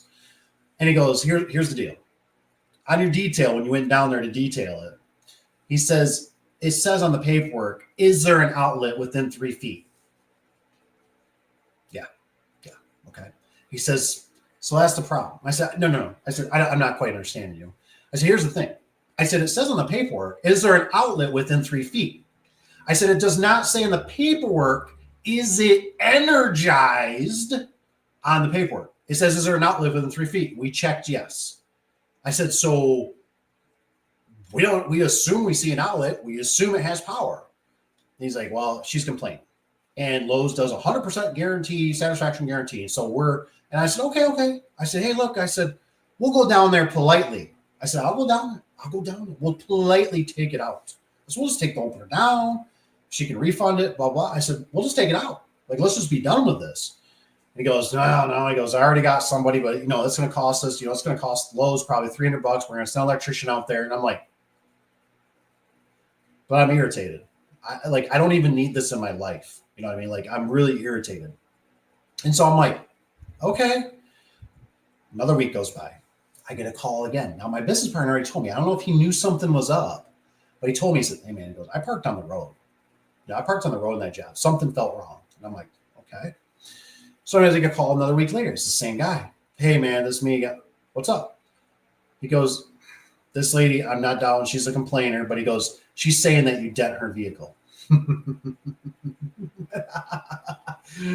No. I said, my business partner, I said, parked on the road. I said, so he didn't dent her vehicle. Just saying. There's somebody looking for free stuff, baby. So, Dad, you got to be saving that money, man. Hit one for me. Jeffrey, what's up? Long time no speaky. This is Erica. I probably wouldn't even need a cable keeper on that setup. Did I miss something? Hopefully I didn't miss nothing. What's up, Jets? Says the small company I work for does Home Depot installs. From my understanding, we barely break even on the Home Depot jobs. We use them as a filter to keep trucks on the road and stickers on doors. Ooh, I like that. That's awesome, man. I love it. No, that's in that. So I'm glad Jets sprung that up because honestly, I was doing the same thing. So typically what would happen is I would keep the guys busy with those jobs, and we were traveling too far. That was my fault. Would keep them busy, right? And the bank account was kind of going, it was kind of going down, right? But then we get a big job, right? For us, it was 5 doors. I don't think we were really doing 10 or 12 doors back then, but 5 or 8 doors, bigger doors, right? 12 by 12, 14 by 14, a bigger job like that would, make $5,000 or $10,000 profit. And so that would bring up the bank account again. And then it was back to filler work, same thing. I don't think we really looked at it as stickers. I'm not saying that's not bad. That's true. That's true. It's like you're creating momentum, right? And that's why sometimes, even when, like, I've noticed this, I don't know if I'm the only one, but when you get on jobs, it's weird how like I could always have weeks. I'll be like, damn, what am I gonna do? I could start cleaning the van. I got the van out, right? I got the van. I'm gonna clean this thing. I'm gonna set this up. Boom, phone rings. 2 service calls. What the? Who calls me now? I mean, I got my van all tore apart. Shit. I'd have to throw all this stuff back in there, right? It's all kind of a mess. You know, drive to the service call, whatever it was, right? Because you can't turn it down. And I've noticed that with jobs, it seems like too, right? I could have a job. I'd be like, well, there ain't much going on, so I'm gonna do this job today. It's gonna take half the day, 3/4 day, and bam, 2 more service calls come in. I'm like, fudge, I shouldn't have done this job today. Son of a biscuit. So you gotta, you know, it's weird. So it's like, you ever have it, right? When you're you know, when you get some money in your pocket and you're feeling pretty good, right? And then the transmission or like a fuel pump or something just pukes out on your vehicle, and you're like, fudge, I had $500 in my pocket, man, just bonus money. And boom, now it's like, it's almost like the man upstairs or something's kind of watching, you know, and he's like, you think you got some money? Yeah, right.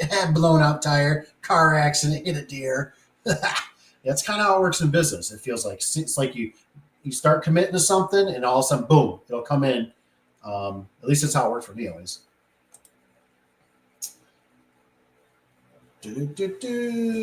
Eric Scott, he says it was more modern screwdriver. He says from 2010.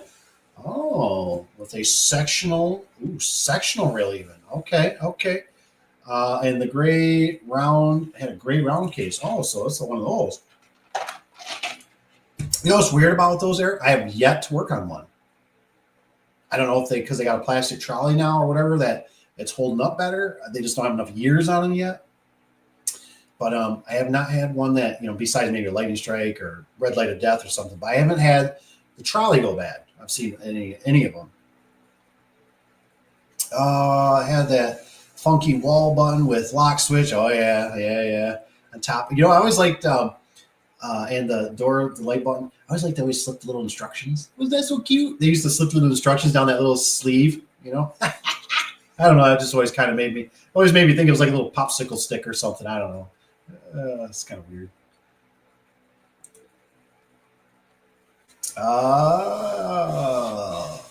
Heavens, guys. I agree, Eric. I don't know if it's because I'm in a small city, but I'm only getting one job a month if I'm lucky.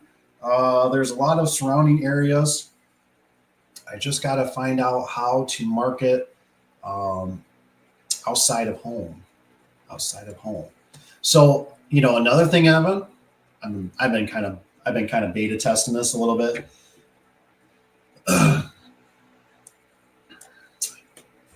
I know this is hard to swallow, but it can work, I think.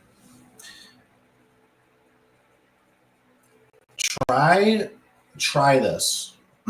Go like on Facebook, write yourself out something nice, put a little video if you want, put some pictures. Do it for whatever it allow you to do, right? You got to be careful how you word it. You can't put it as like you're doing, because it doesn't like that. It wants you to, Facebook works as you want it to sell an item, right? They don't want you to do a service. So you go on there, you make a post, take a picture of an opener or whatever, and just say garage door opener, whatever, something, right? And you got to play around with the algos on it, right? Because some things click, some things don't. Put something on there for like free, and then put in the verbiage, you know, kind of what you're offering. Do it if you want. Do it for like $20, right? Do it for $20, because what'll happen, and if you can, because what'll happen is you're going to go out to the job. You're going to start, you know, you'll start getting people that'll be like, hey, you know, I was thinking while you're there, you know what I mean? Like, they'll be like, you know, you're talking about you could do the opener, but could you do a door too? And you're like, yeah, but you're looking at $100, $200, $300, whatever you want. And they might be okay with that. And you could say, you know, if you want on the opener, even if you're doing it for free, you could say, we take donations. I take lunch money.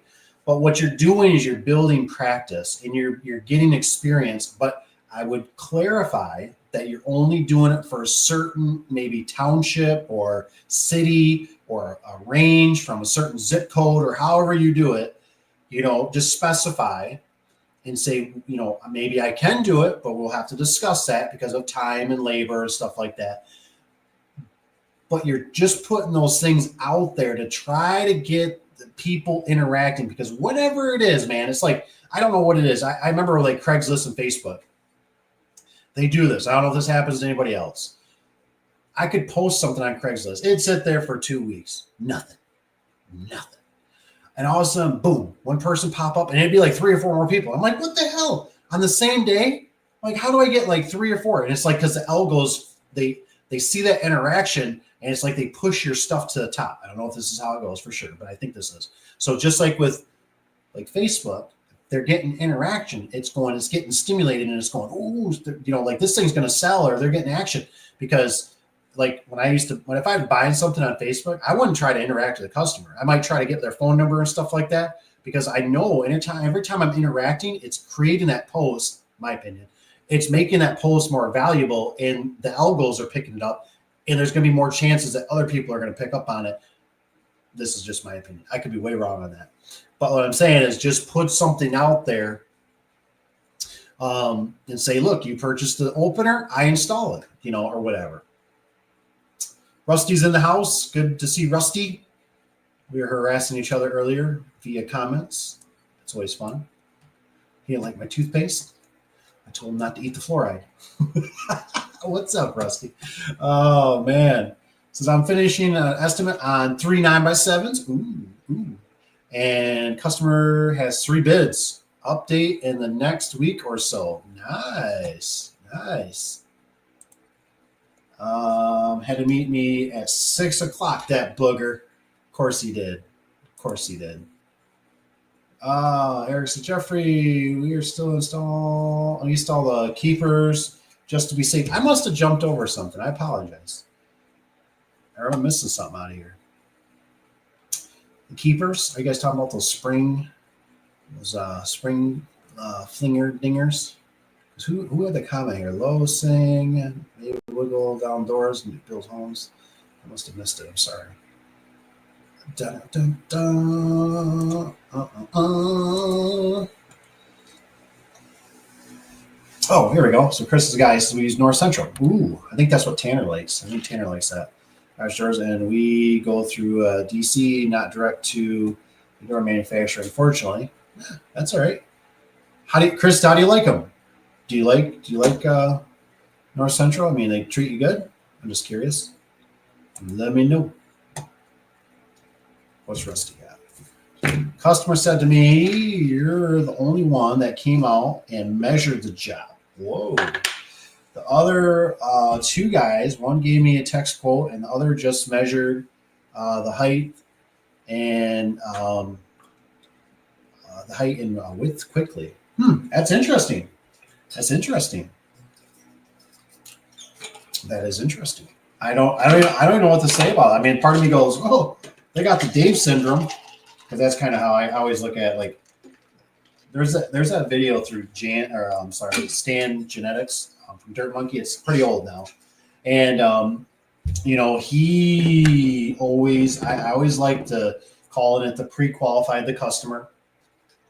I know I had a guy that worked for me, kind of a sales guy, whatever, and he swore, and I'm not saying it's not right or wrong, because I agree. You could probably go out there and shake somebody's hand. I think honestly, my brother-in-law does the same thing, but he is a starting business, small business, and he has that edge where he can talk to the customer and say, look, it's going to be, look them in the eye and say, it's going to be me.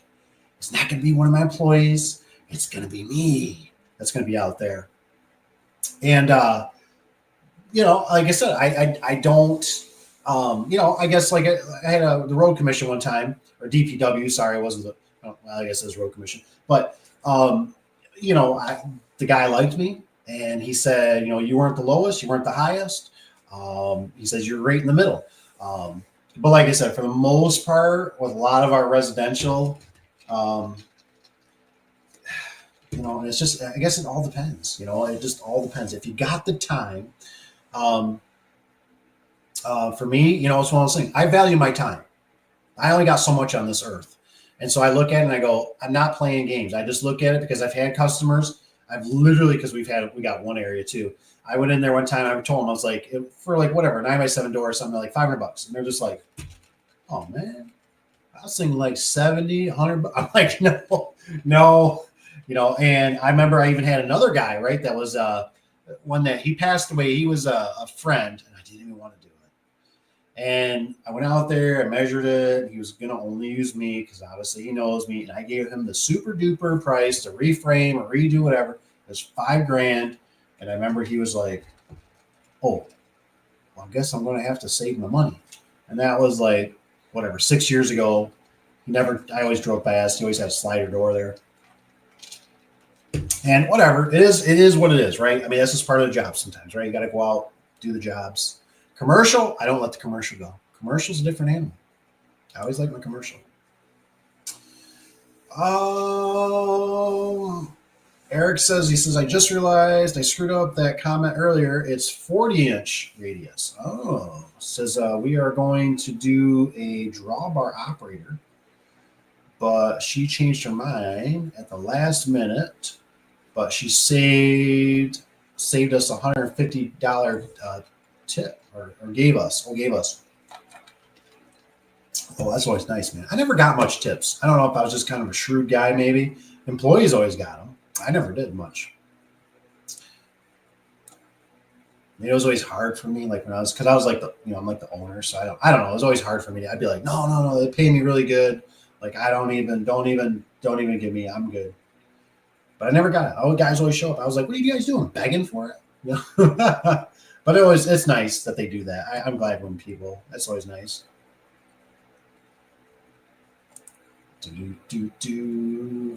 So I'm glad that I only do openers. I'm going to enjoy this when I still can until I'm forced to install doors by myself and have all the stress on me. Yes. It's not bad. Like I said, if you can start, my big thing is if you can start small, just take your time. It's not, it's typically not a quick get rich game. You know what I mean? It takes a long time and all it takes is that you get in maybe with a certain builder or something like that that you work good with and things can progress from there. So that's something, you just never know where it's going to go. Chris he says, I love the Wayne Dalton commercial doors. That's interesting. I don't think I have too much bad to really say about it. They get the job done. I don't know if they're I don't know. Are they my favorite? I don't know. The commercial world's kind of more of a blur to me. It seems like the TS200. Oh yeah, TS200. I used to. That's what I had in my my man cave at one of my first house. I had the TS200 one, the thick one. It was the brown door that would actually bow. Open up the man door, look down on a hot summer day. What the hell? I think it would bow in like 2-3 inches, whatever. It was a lot. Dun, dun, dun, dun, dun, dun. What's Eric? Or Jeffrey here. He says, Eric, you're gonna get blasted for liking those thermospans on here. Yeah, Jeffrey's kind of right. I think the thermal spans, right? They get waves in them. It's like they shrink over many years. But the built-in struts, you can fly with those. That is kind of nice. If it's on the right door and you don't got to restrut it. That was kind of one of the reasons I always liked the Wayne Dalton in a sense because I figured it saved. It was less material. I didn't have to worry about my guys installing the struts because I really get irritated with garage doors when I got to sit there and think about where to put the struts. Because like when I go, I want to go and I just want to put hinges on. I want to have it just be all struts and it's engineered for it. The springs and everything. I don't like sitting there going, okay, strut here, strut. make that look silly. Why am I strut? Yeah, screw it. It just needs one more strut. I'm gonna go get another strut. Or I got one in my truck. Says I don't care. He says one of my favorite compared to most insulated doors. That works. Hey man, you're entitled to your opinion. Like I said, I don't know. I don't know. Jeffrey's guy, because they delaminate. He says all doors delaminate when you drive forklifts into them constantly. Yeah, no kidding. Those ones probably soak up water too. I'm assuming if they get water in there, some of those things, man, back like especially in residential, if the water's splashing, the bottom panel, it's like, oh, why is this so heavy? It's got a good argument. He says, I like them too. He says one long handle to hold on to while setting panels. I like that. That's true. You got plenty of handles. Dave. That's right. You never assume because it makes an ass out of you and me. That is so true, man. My wife tells me that all the time. That is so true. Who's this in the house? What do we got here? Ooh, he's got a nice look at him. He's got even a nice little sticker back there. Got ODST. Ooh, what's up? What's the biggest vinyl back insulated door you would put a LiftMaster, the 98022 opener on? The biggest? Oh, I don't know. You have to go off the weight.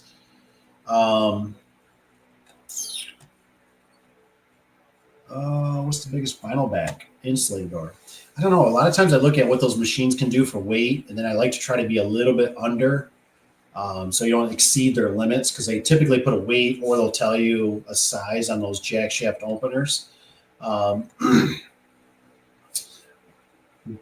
But just my opinion is I really try to stay away from the jack shaft openers.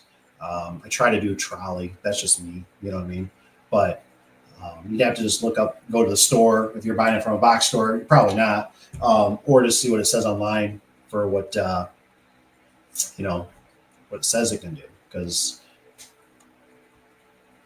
But probably right off the top of my head, I mean, what is it? 16 by 8, 18 by 8, something like that.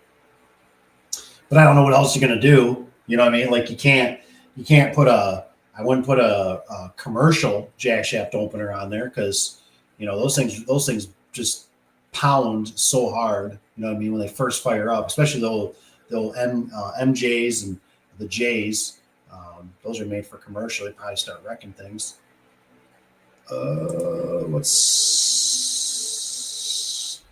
Eric Scotty says, I sent you a picture of that opener. Says, I thought, oh, cool, man. Appreciate it. Thought I took pictures when I removed it, but I guess I forgot. So here's some pictures from online. Nice. Thank you. That's awesome. The old Genie Screwjack. What's this? Got a $50 tip last week. They were so happy I could fix their door quickly. Nice. Rich is out. Rich B is tearing it up. That's awesome. Oh, that's good. That's real good.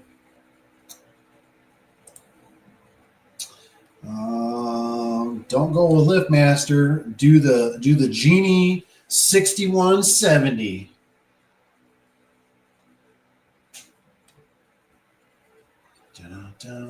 Yeah, I don't know. I've been kind of watching. I haven't got my hands on one yet. I've been watching. Papa Tony did one. I mean, they don't have the cable sensors. I don't know if that's a pro or a con. The only thing I worry about with the Genies, I'm assuming the Genies are still doing the chattering.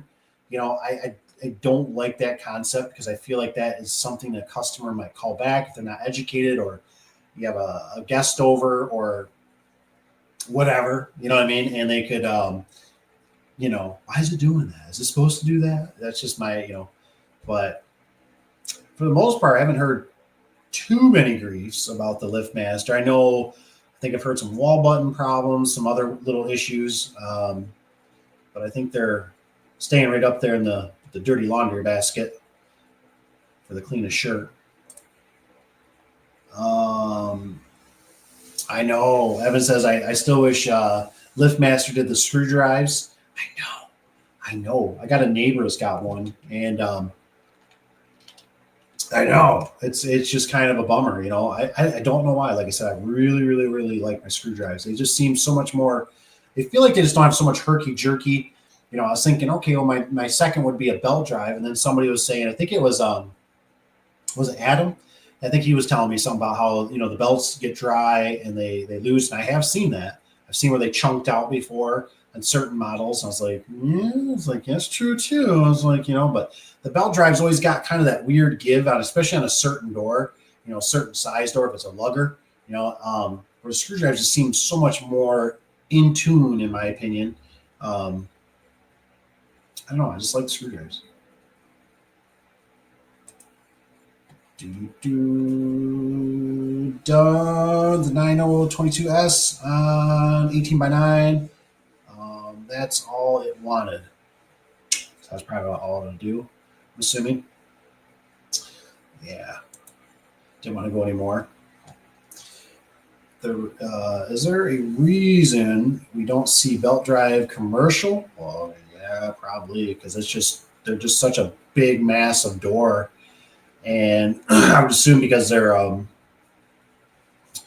know, put it in the comments, guys. I think about it and I go, commercial doors, I mean, you just got so much rolling weight, especially if somebody wants to stop at midway, if that thing would jump at all, the belt would slip, whatever, now you lose limits.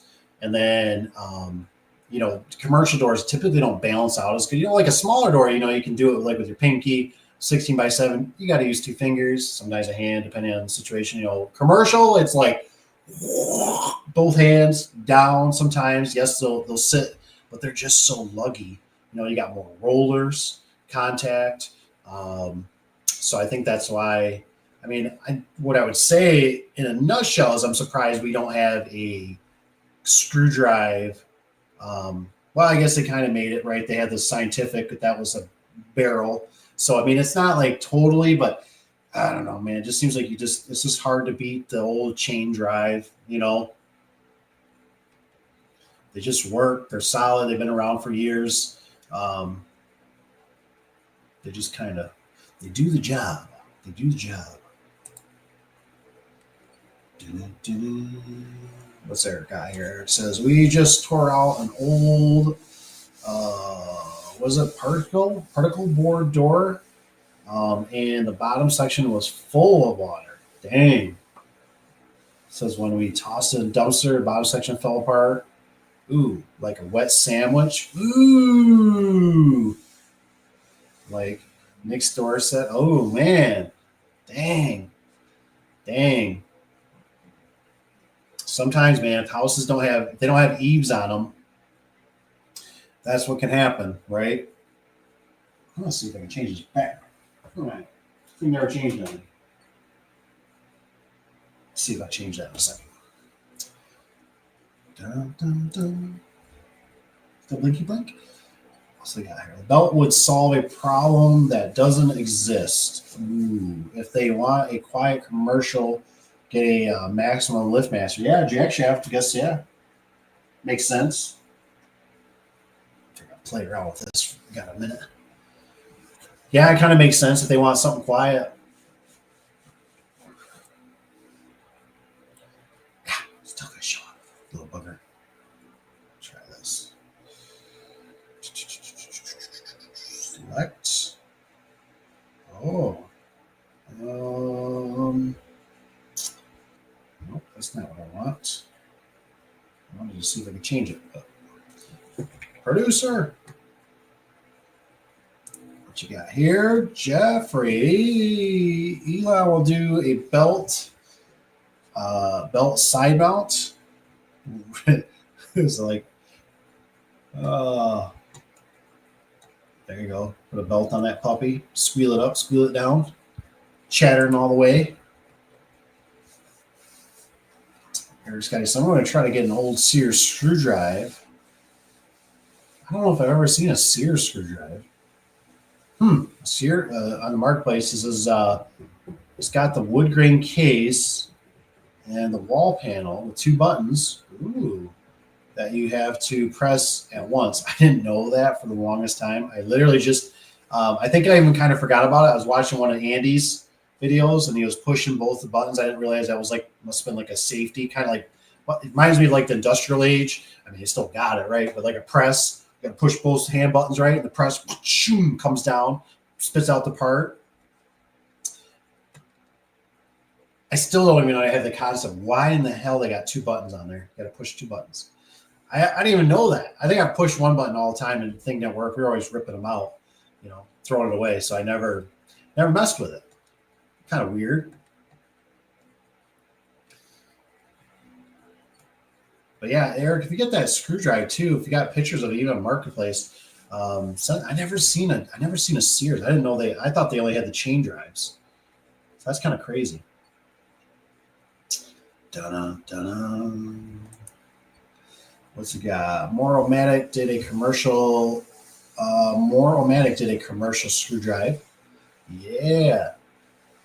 Old school, man. Stuff that seemed like it just blows up. There was a wild time. There's no doubt. It's always what always kind of gets me is I always wonder if LiftMaster will ever come back out with a screwdriver. That's what really gets me. I go, will they ever come back out with another? Like, will that be? I can just see their little brochure and their sales thing. Try this screwdriver. It outlasts. It's built better. It's blah blah blah blah blah. You know what I mean? Like, I always wonder if they'll ever come back. That's one thing that always. I'm like, is it going to come back? Heck yeah, Eric says, I'm going to make a video. Heck yeah, make it. That'd be sweet. The Sears, baby. Yo, screwdriver. I'd love to see the trolley system on that. That'd be interesting. What's I got? So I don't get why Chamberlain couldn't stick with sectional T-rail. Oh, yeah. I forgot about that. It says Genie did it for a while. He says, I think Skylink is only DIY brand that gives you a sectional T-rail. That is interesting. I guess I never really kind of thought about that. I'm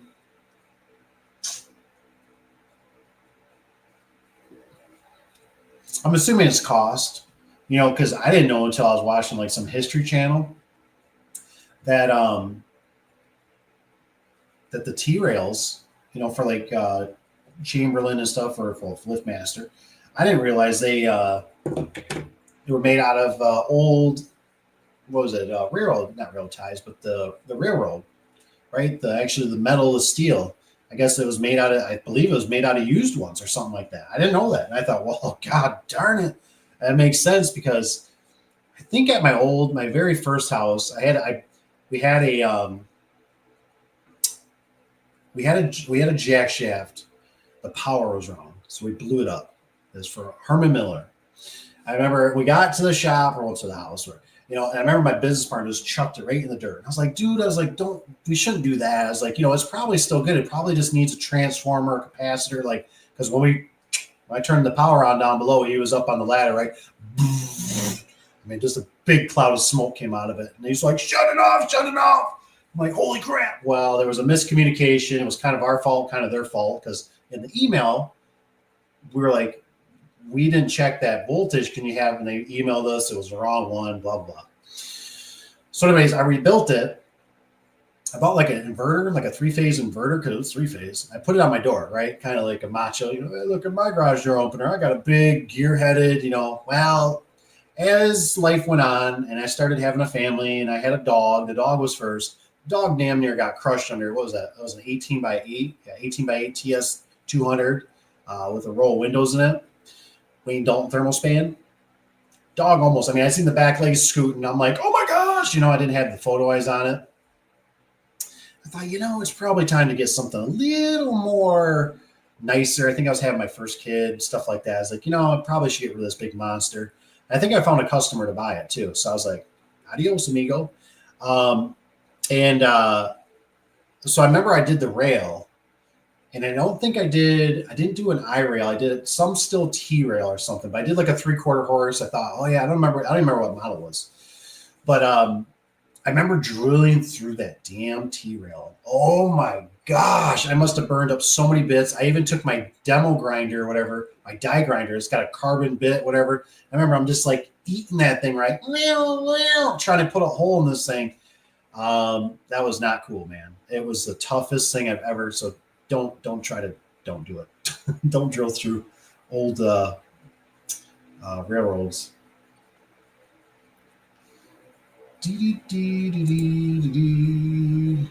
Master won't make a screwdriver, but I will. There you go. Nice. Look at Dab's guys and doing writing songs. Sweet, man. Write me a garage door song. I've been thinking of something. It'd be cool. Need a garage door song. You never know. It could be, man. I want become famous. I want front row. I want backstage. I hope LiftMaster would come back with a modern 3840 screw drive. That'd be cool. Ooh, I didn't know this. So let's see, leave it to Rich, man. He's always got something. He's always squeaking in there. So they make the T-post out of rail. I didn't know that, but it makes sense. I tell you what, if you need anything to keep your property lines or anything that's going to outlast you and me and our grandchildren, put a T-post in there because it's going to last forever, man. Those things, they last forever. It's the only thing I know in that'll, besides maybe, I'd say T-post is pretty up there, and probably aluminum galvanized, galvanized fencing. That's about the second. But a T-post, man, we got posts that it's like my great grandpappy put those puppies in, and they're still there, rusty, but they are there, and you'll hit them with a brush hog.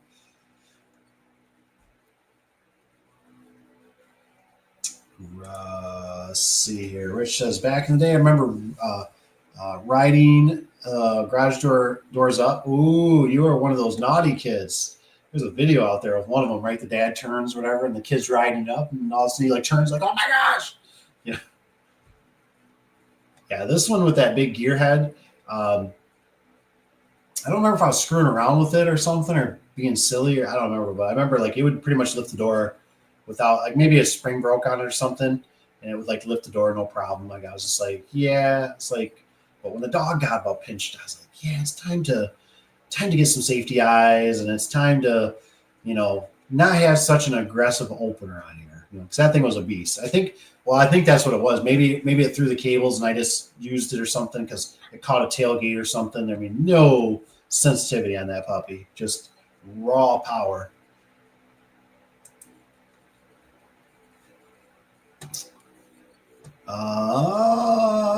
Rusty's guy says, Dave, I wanted to remind new guys to always get a signature and deposit when selling a job. Ooh, this isn't good. Customers today that I didn't text confirmation back out today when I went to schedule them 2 doors and openers. Yes, I totally agree. You always want to get signatures. You always typically, if you can, we want to get half down. So that's kind of how I do it. Rusty does it a little different, but I know, for me, that's why I'm always, begging. I've always asked anybody, employees, secretaries, get pictures. Get pictures. Nowadays, every day that goes by, there's somebody that's passing away. There's somebody that's getting more modern, right? I mean, the last person in the world was my uncle, and he finally got a smartphone. You know what I mean? And he's even sent me a few pictures on it. So he was the last person I thought in the world. So he's even there. So most everybody, right? Even the grandmas and stuff, they got smartphones. They can take pictures. They even know how to push the little. So I like pictures. I typically like giving them a range. And even if we're just going out to do service, we're going to go do it, I still like pictures. So I can see the broken spring, things of that nature. Or you can give them a price if you want. It's the way I like to do it. I like to give them a range and say, okay, you're looking at replacing that door. Well, what are you doing? Insulated, non-insulated? Well, I'm thinking we're going to start heating it. Okay, not a problem. Well, you're going to be in the ballpark of, $23 or $3,000. I don't know if that's something. Well, yeah. Okay, well, we're going to send somebody out. they'll take some measurements. They're going to probably, technically probably ask for half down, which always doesn't happen all the time, but that's the way it should in a nutshell. You sit down and you go over the stuff, and they get you, and signature, what you guys are going to approve. Sometimes that's why it doesn't always happen, because maybe they change their mind or colors or something this or that, or you send them a bid or whatever. But it's nice if you can go out there and at least get half down, lock them in, because that just slows them down. But signatures. Cap was just telling me, I'll tell you, I think he was saying that he just had one, a signature from a commercial customer, which is super important.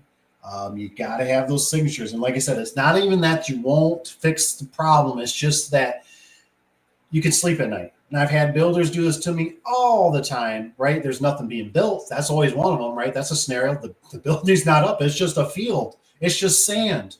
And you don't know, and get it coming, right? That's always their thing. Get it coming. So you get it coming, right? And then by the time everything starts working out, the door shows up, and, you go to install it, and you're like, what happened here? This was supposed to be a 12 by 14, and they got a 14 by 14 jam, right? And I've had this very commonly. They come back and well, did I forget to tell you? Or, well, that's not what I ordered. Bull crap. I got a signature right here. And like I said, I could care less if it's a drop of blood. If they just write a line across it, I don't care. I need something. It seems like signatures just hold people more accountable. Even though I know some people, secretary people like that, they've used emails. That kind of works, but I still like the signature, because it's just something ingrained in us, at least in me, that when I'm signing something, I pay attention a little bit more. When the old wifey comes and she goes, here, sign this. Whoa, what is this? That if I'm on my deathbed, you can pull the plug? What the hell is this? What are you signing here? You got more insurance on me? What are you doing? What's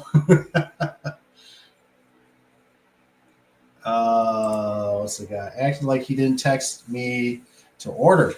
Didn't feel like wasting time in court, so I will eat it and sell them later.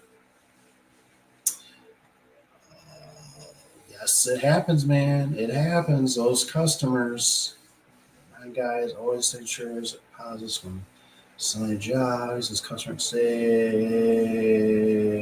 that I did text confirmation back out today. I went to schedule them. Yeah, I think that's why too, for like us, if you can lock them in where you can get like a half down, can't scare me. If you can get, I've realized that slows the customer, because once you lock their money in, it's like they don't forget who you are. You know what I mean? So you got to get something, that money. That's why I half down, because then I always remember a guy used to tell me, he says, you want to get enough too that covers the material. He says, it's one thing labor, but enough to cover the material. That way it's just covered. Eric says, I'll use a LiftMaster rail for my fencing. Hell yes. There you go, man. Car crushers. Are those supposed to be, I'm assuming, are those like made out of the same stuff, Rich? Car crushers. When I was young, me and my friend would ride his door up. I eventually blew up the capacitor. Yep, in his Genie screw drive. I'm still got it. Nice. Tearing it up, man. No wonder you had the screw drive. Yeah, that thing power through it until you heat it up enough. Jeffrey says, I think you used a whole pack of Sawzall blades once to cut a T-rail. That sounds about right. 7 foot to 6'6" because of ductwork. Oh man, yeah. Oh yeah, I'm glad you brought that up. I would assume, just in my head right now, if I had to cut a T-rail down, I'm assuming a disc grinder would work better, because those Sawzall blades, man, it's like, you know how it is. They start shooting sparks and they're just done. I'd like to see, that'd be a good one for that one place that always advertises that our Sawzalls and everything are the best. That was it, Damien. I'm sure what you guys will put in the comment, but they always got the red saws, that they always, they cut through everything. There you go. I want to see that. I want to see them use that for a commercial. Gosh, that's horrible. I have to cut the thing down. Oh, dude, I get it though. I get it. I've been there. Because there's ductwork or a beam in the back. Oh man. Oh. Evans guys, I remember back in the day, I accidentally scratched my parents' SUV because the tailgate was left open, and I had hit the button, either stepped on a bucket or pushed with a broomstick. It says, "Oops, yeah, man, it happens. It happens." I always thought it was funny because when I had an SUV my mom owned, I ended up I borrowed it for something. I was running down to the gas station. I was at like a job with her or something. I don't know, we were doing something, working in a rental or something. And I remember I backed up out of the driveway, hit the garbage can, put two nice 3 scratches down right by the tail light, like fudge. And my mom wasn't right, but she got really good care of the car, I mean, it was in mint condition. And then I ended up buying it a few years later, 3-4 years later or something. And so I always looked at those scratches and was like, great, now I own them. Good job, Dave. Good job.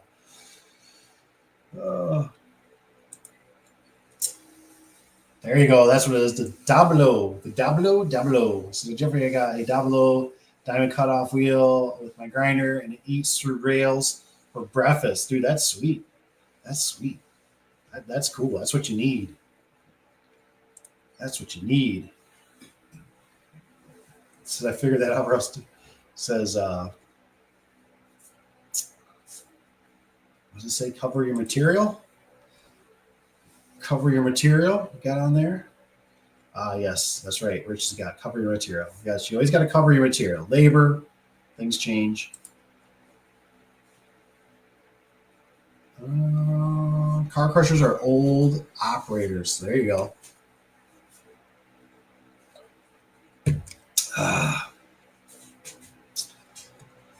Let's see.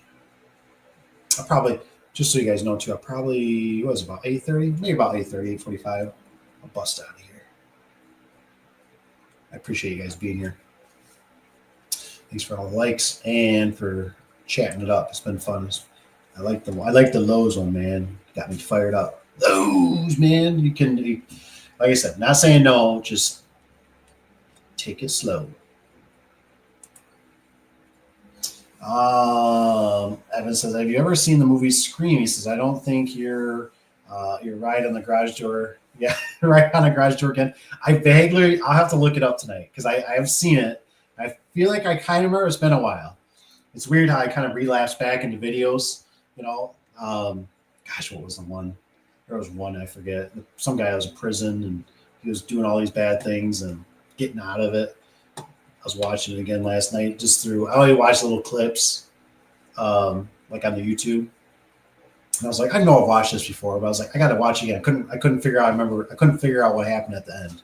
Just kind of weird how things like that go. But those T-rails, man, those things are a booger. I always told myself, I never did it though. I said, they make those clamps. The electricians use them. I always see them on the red steel. They always use those clamps and then they'll hang something from it or whatever. I was like, I'm going to use those clamps.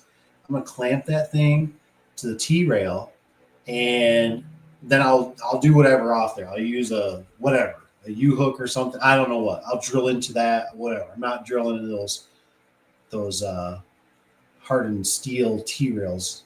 Makes sense now that I know that they're basically train tracks.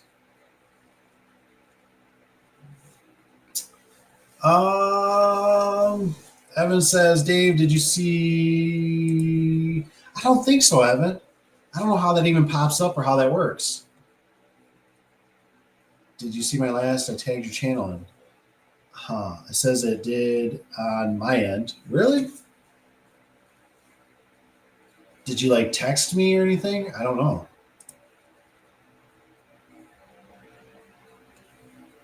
Oh, Lowe's home of the dented up 9100s. Later, y'all. Thanks for being here, Jeffrey. Hope you have a good one. Yeah, I mean, it was weird for us. We get them from the dispatcher warehouse. So they never went through into Lowe's property, but if you're buying them right from there, like out of the store, like on a cart, I can imagine that they could be kind of problematic, you know. I do remember one where they dropped it off. Lowe's was dropping it off the job site, and I swear it was like they tipped it out of the back of the box truck and they just drove off. You know, and the whole thing just on unlevel ground, gravel, dirt. I mean, that stuff was all messed up. I was so mad. Which has got, he says, women prison movies. Ooh, I don't know about that.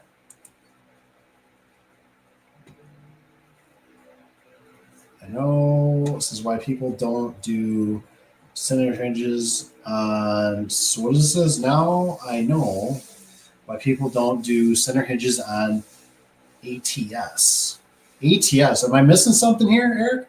Now I know why people, oh, is this something for the movie or what am I missing here? I don't know why. I know why people don't do center hinges on the ATS. I'm lost. I was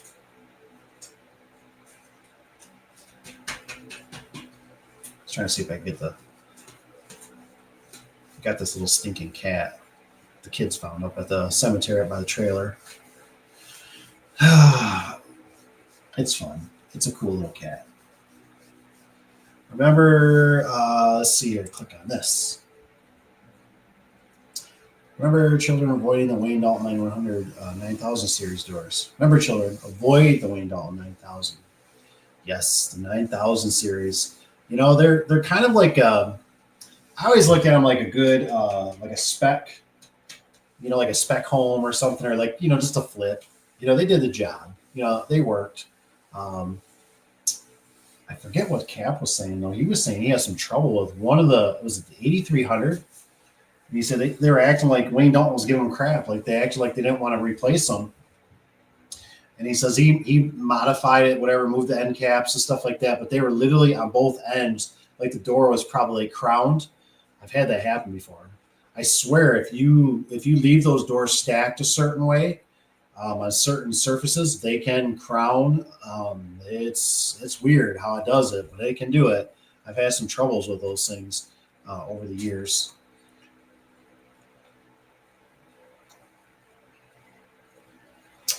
What's Eric Evans? I think Eric was referring to the T-rails being troublesome to cut down. Ooh, man, the T-rails. That just gives me the shivers even thinking about it, you know, because how do you know, if you got to, you know, how the worst part is, it's like one thing to cut the thing, you know, it's one thing to cut it. Like, I'll use a grinder, I'll do this. But if you got to drill the holes, in that thing to mount back to the opener, or you do the nose, life really is no fun. No fun when it comes to that.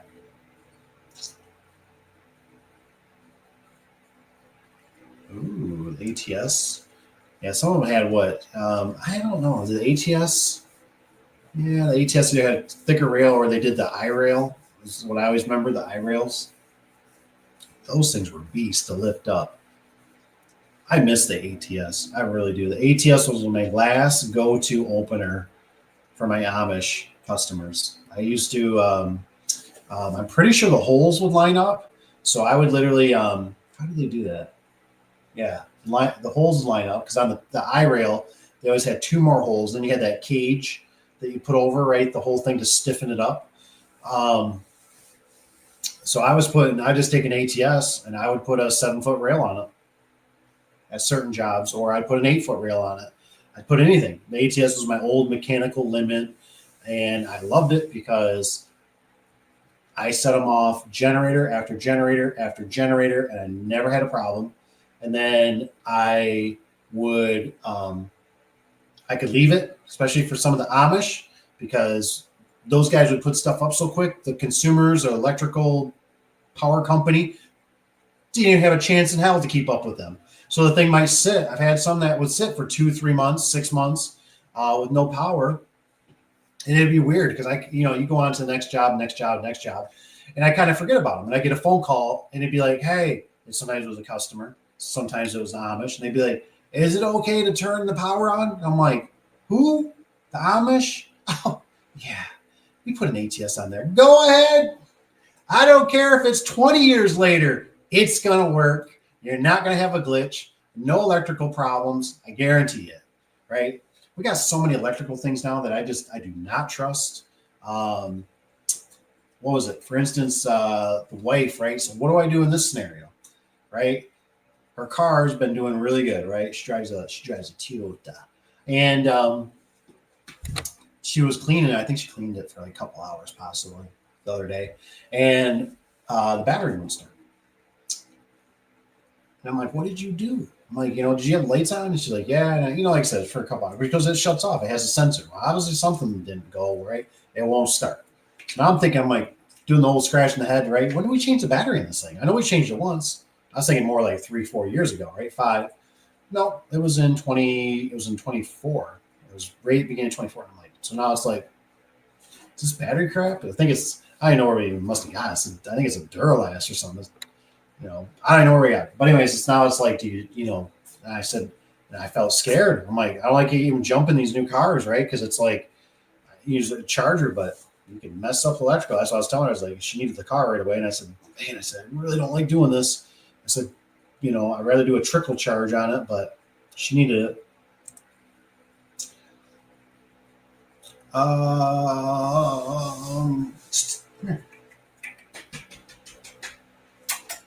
Kitty. No crap. Anyone ever install those weird LiftMaster DCs chain drives where you had to use a one-piece square rail? Huh. I don't think I remember those. Whoa. This is crazy. This thing was like flipping. It just like shut off and turned on. That was so weird. That freaked me out. I don't know if that's like a time limit or what was happening. My power was going out, and then that was tripping. I thought Jesus was going to come on here. Let's do it again. What's going on? I'm losing it, guys. Good thing we're gonna shut this down here in a minute. That's freaking weird. The whole computer screen's just turning on and off. Oh, fun team. Oh, Eric or Chris came back. He says, "What topic are we on now? Whatever you like." We're just kind of wrapping her up. Just telling everybody, we're sticking around about 8:30, 8:45. I'm going to cut out of here. Just all kind of depends where it lands.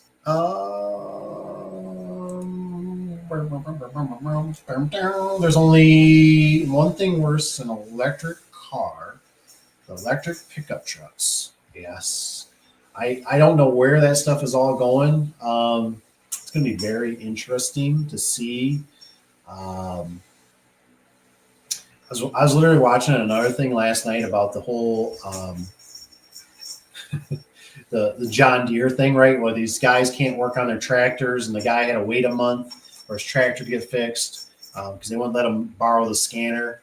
That stuff's probably coming down the pipeline for us. How we can't work on we can't work on like iPhones, like remember how phones when they first came out, right? You used to be able to like change your battery out yourself.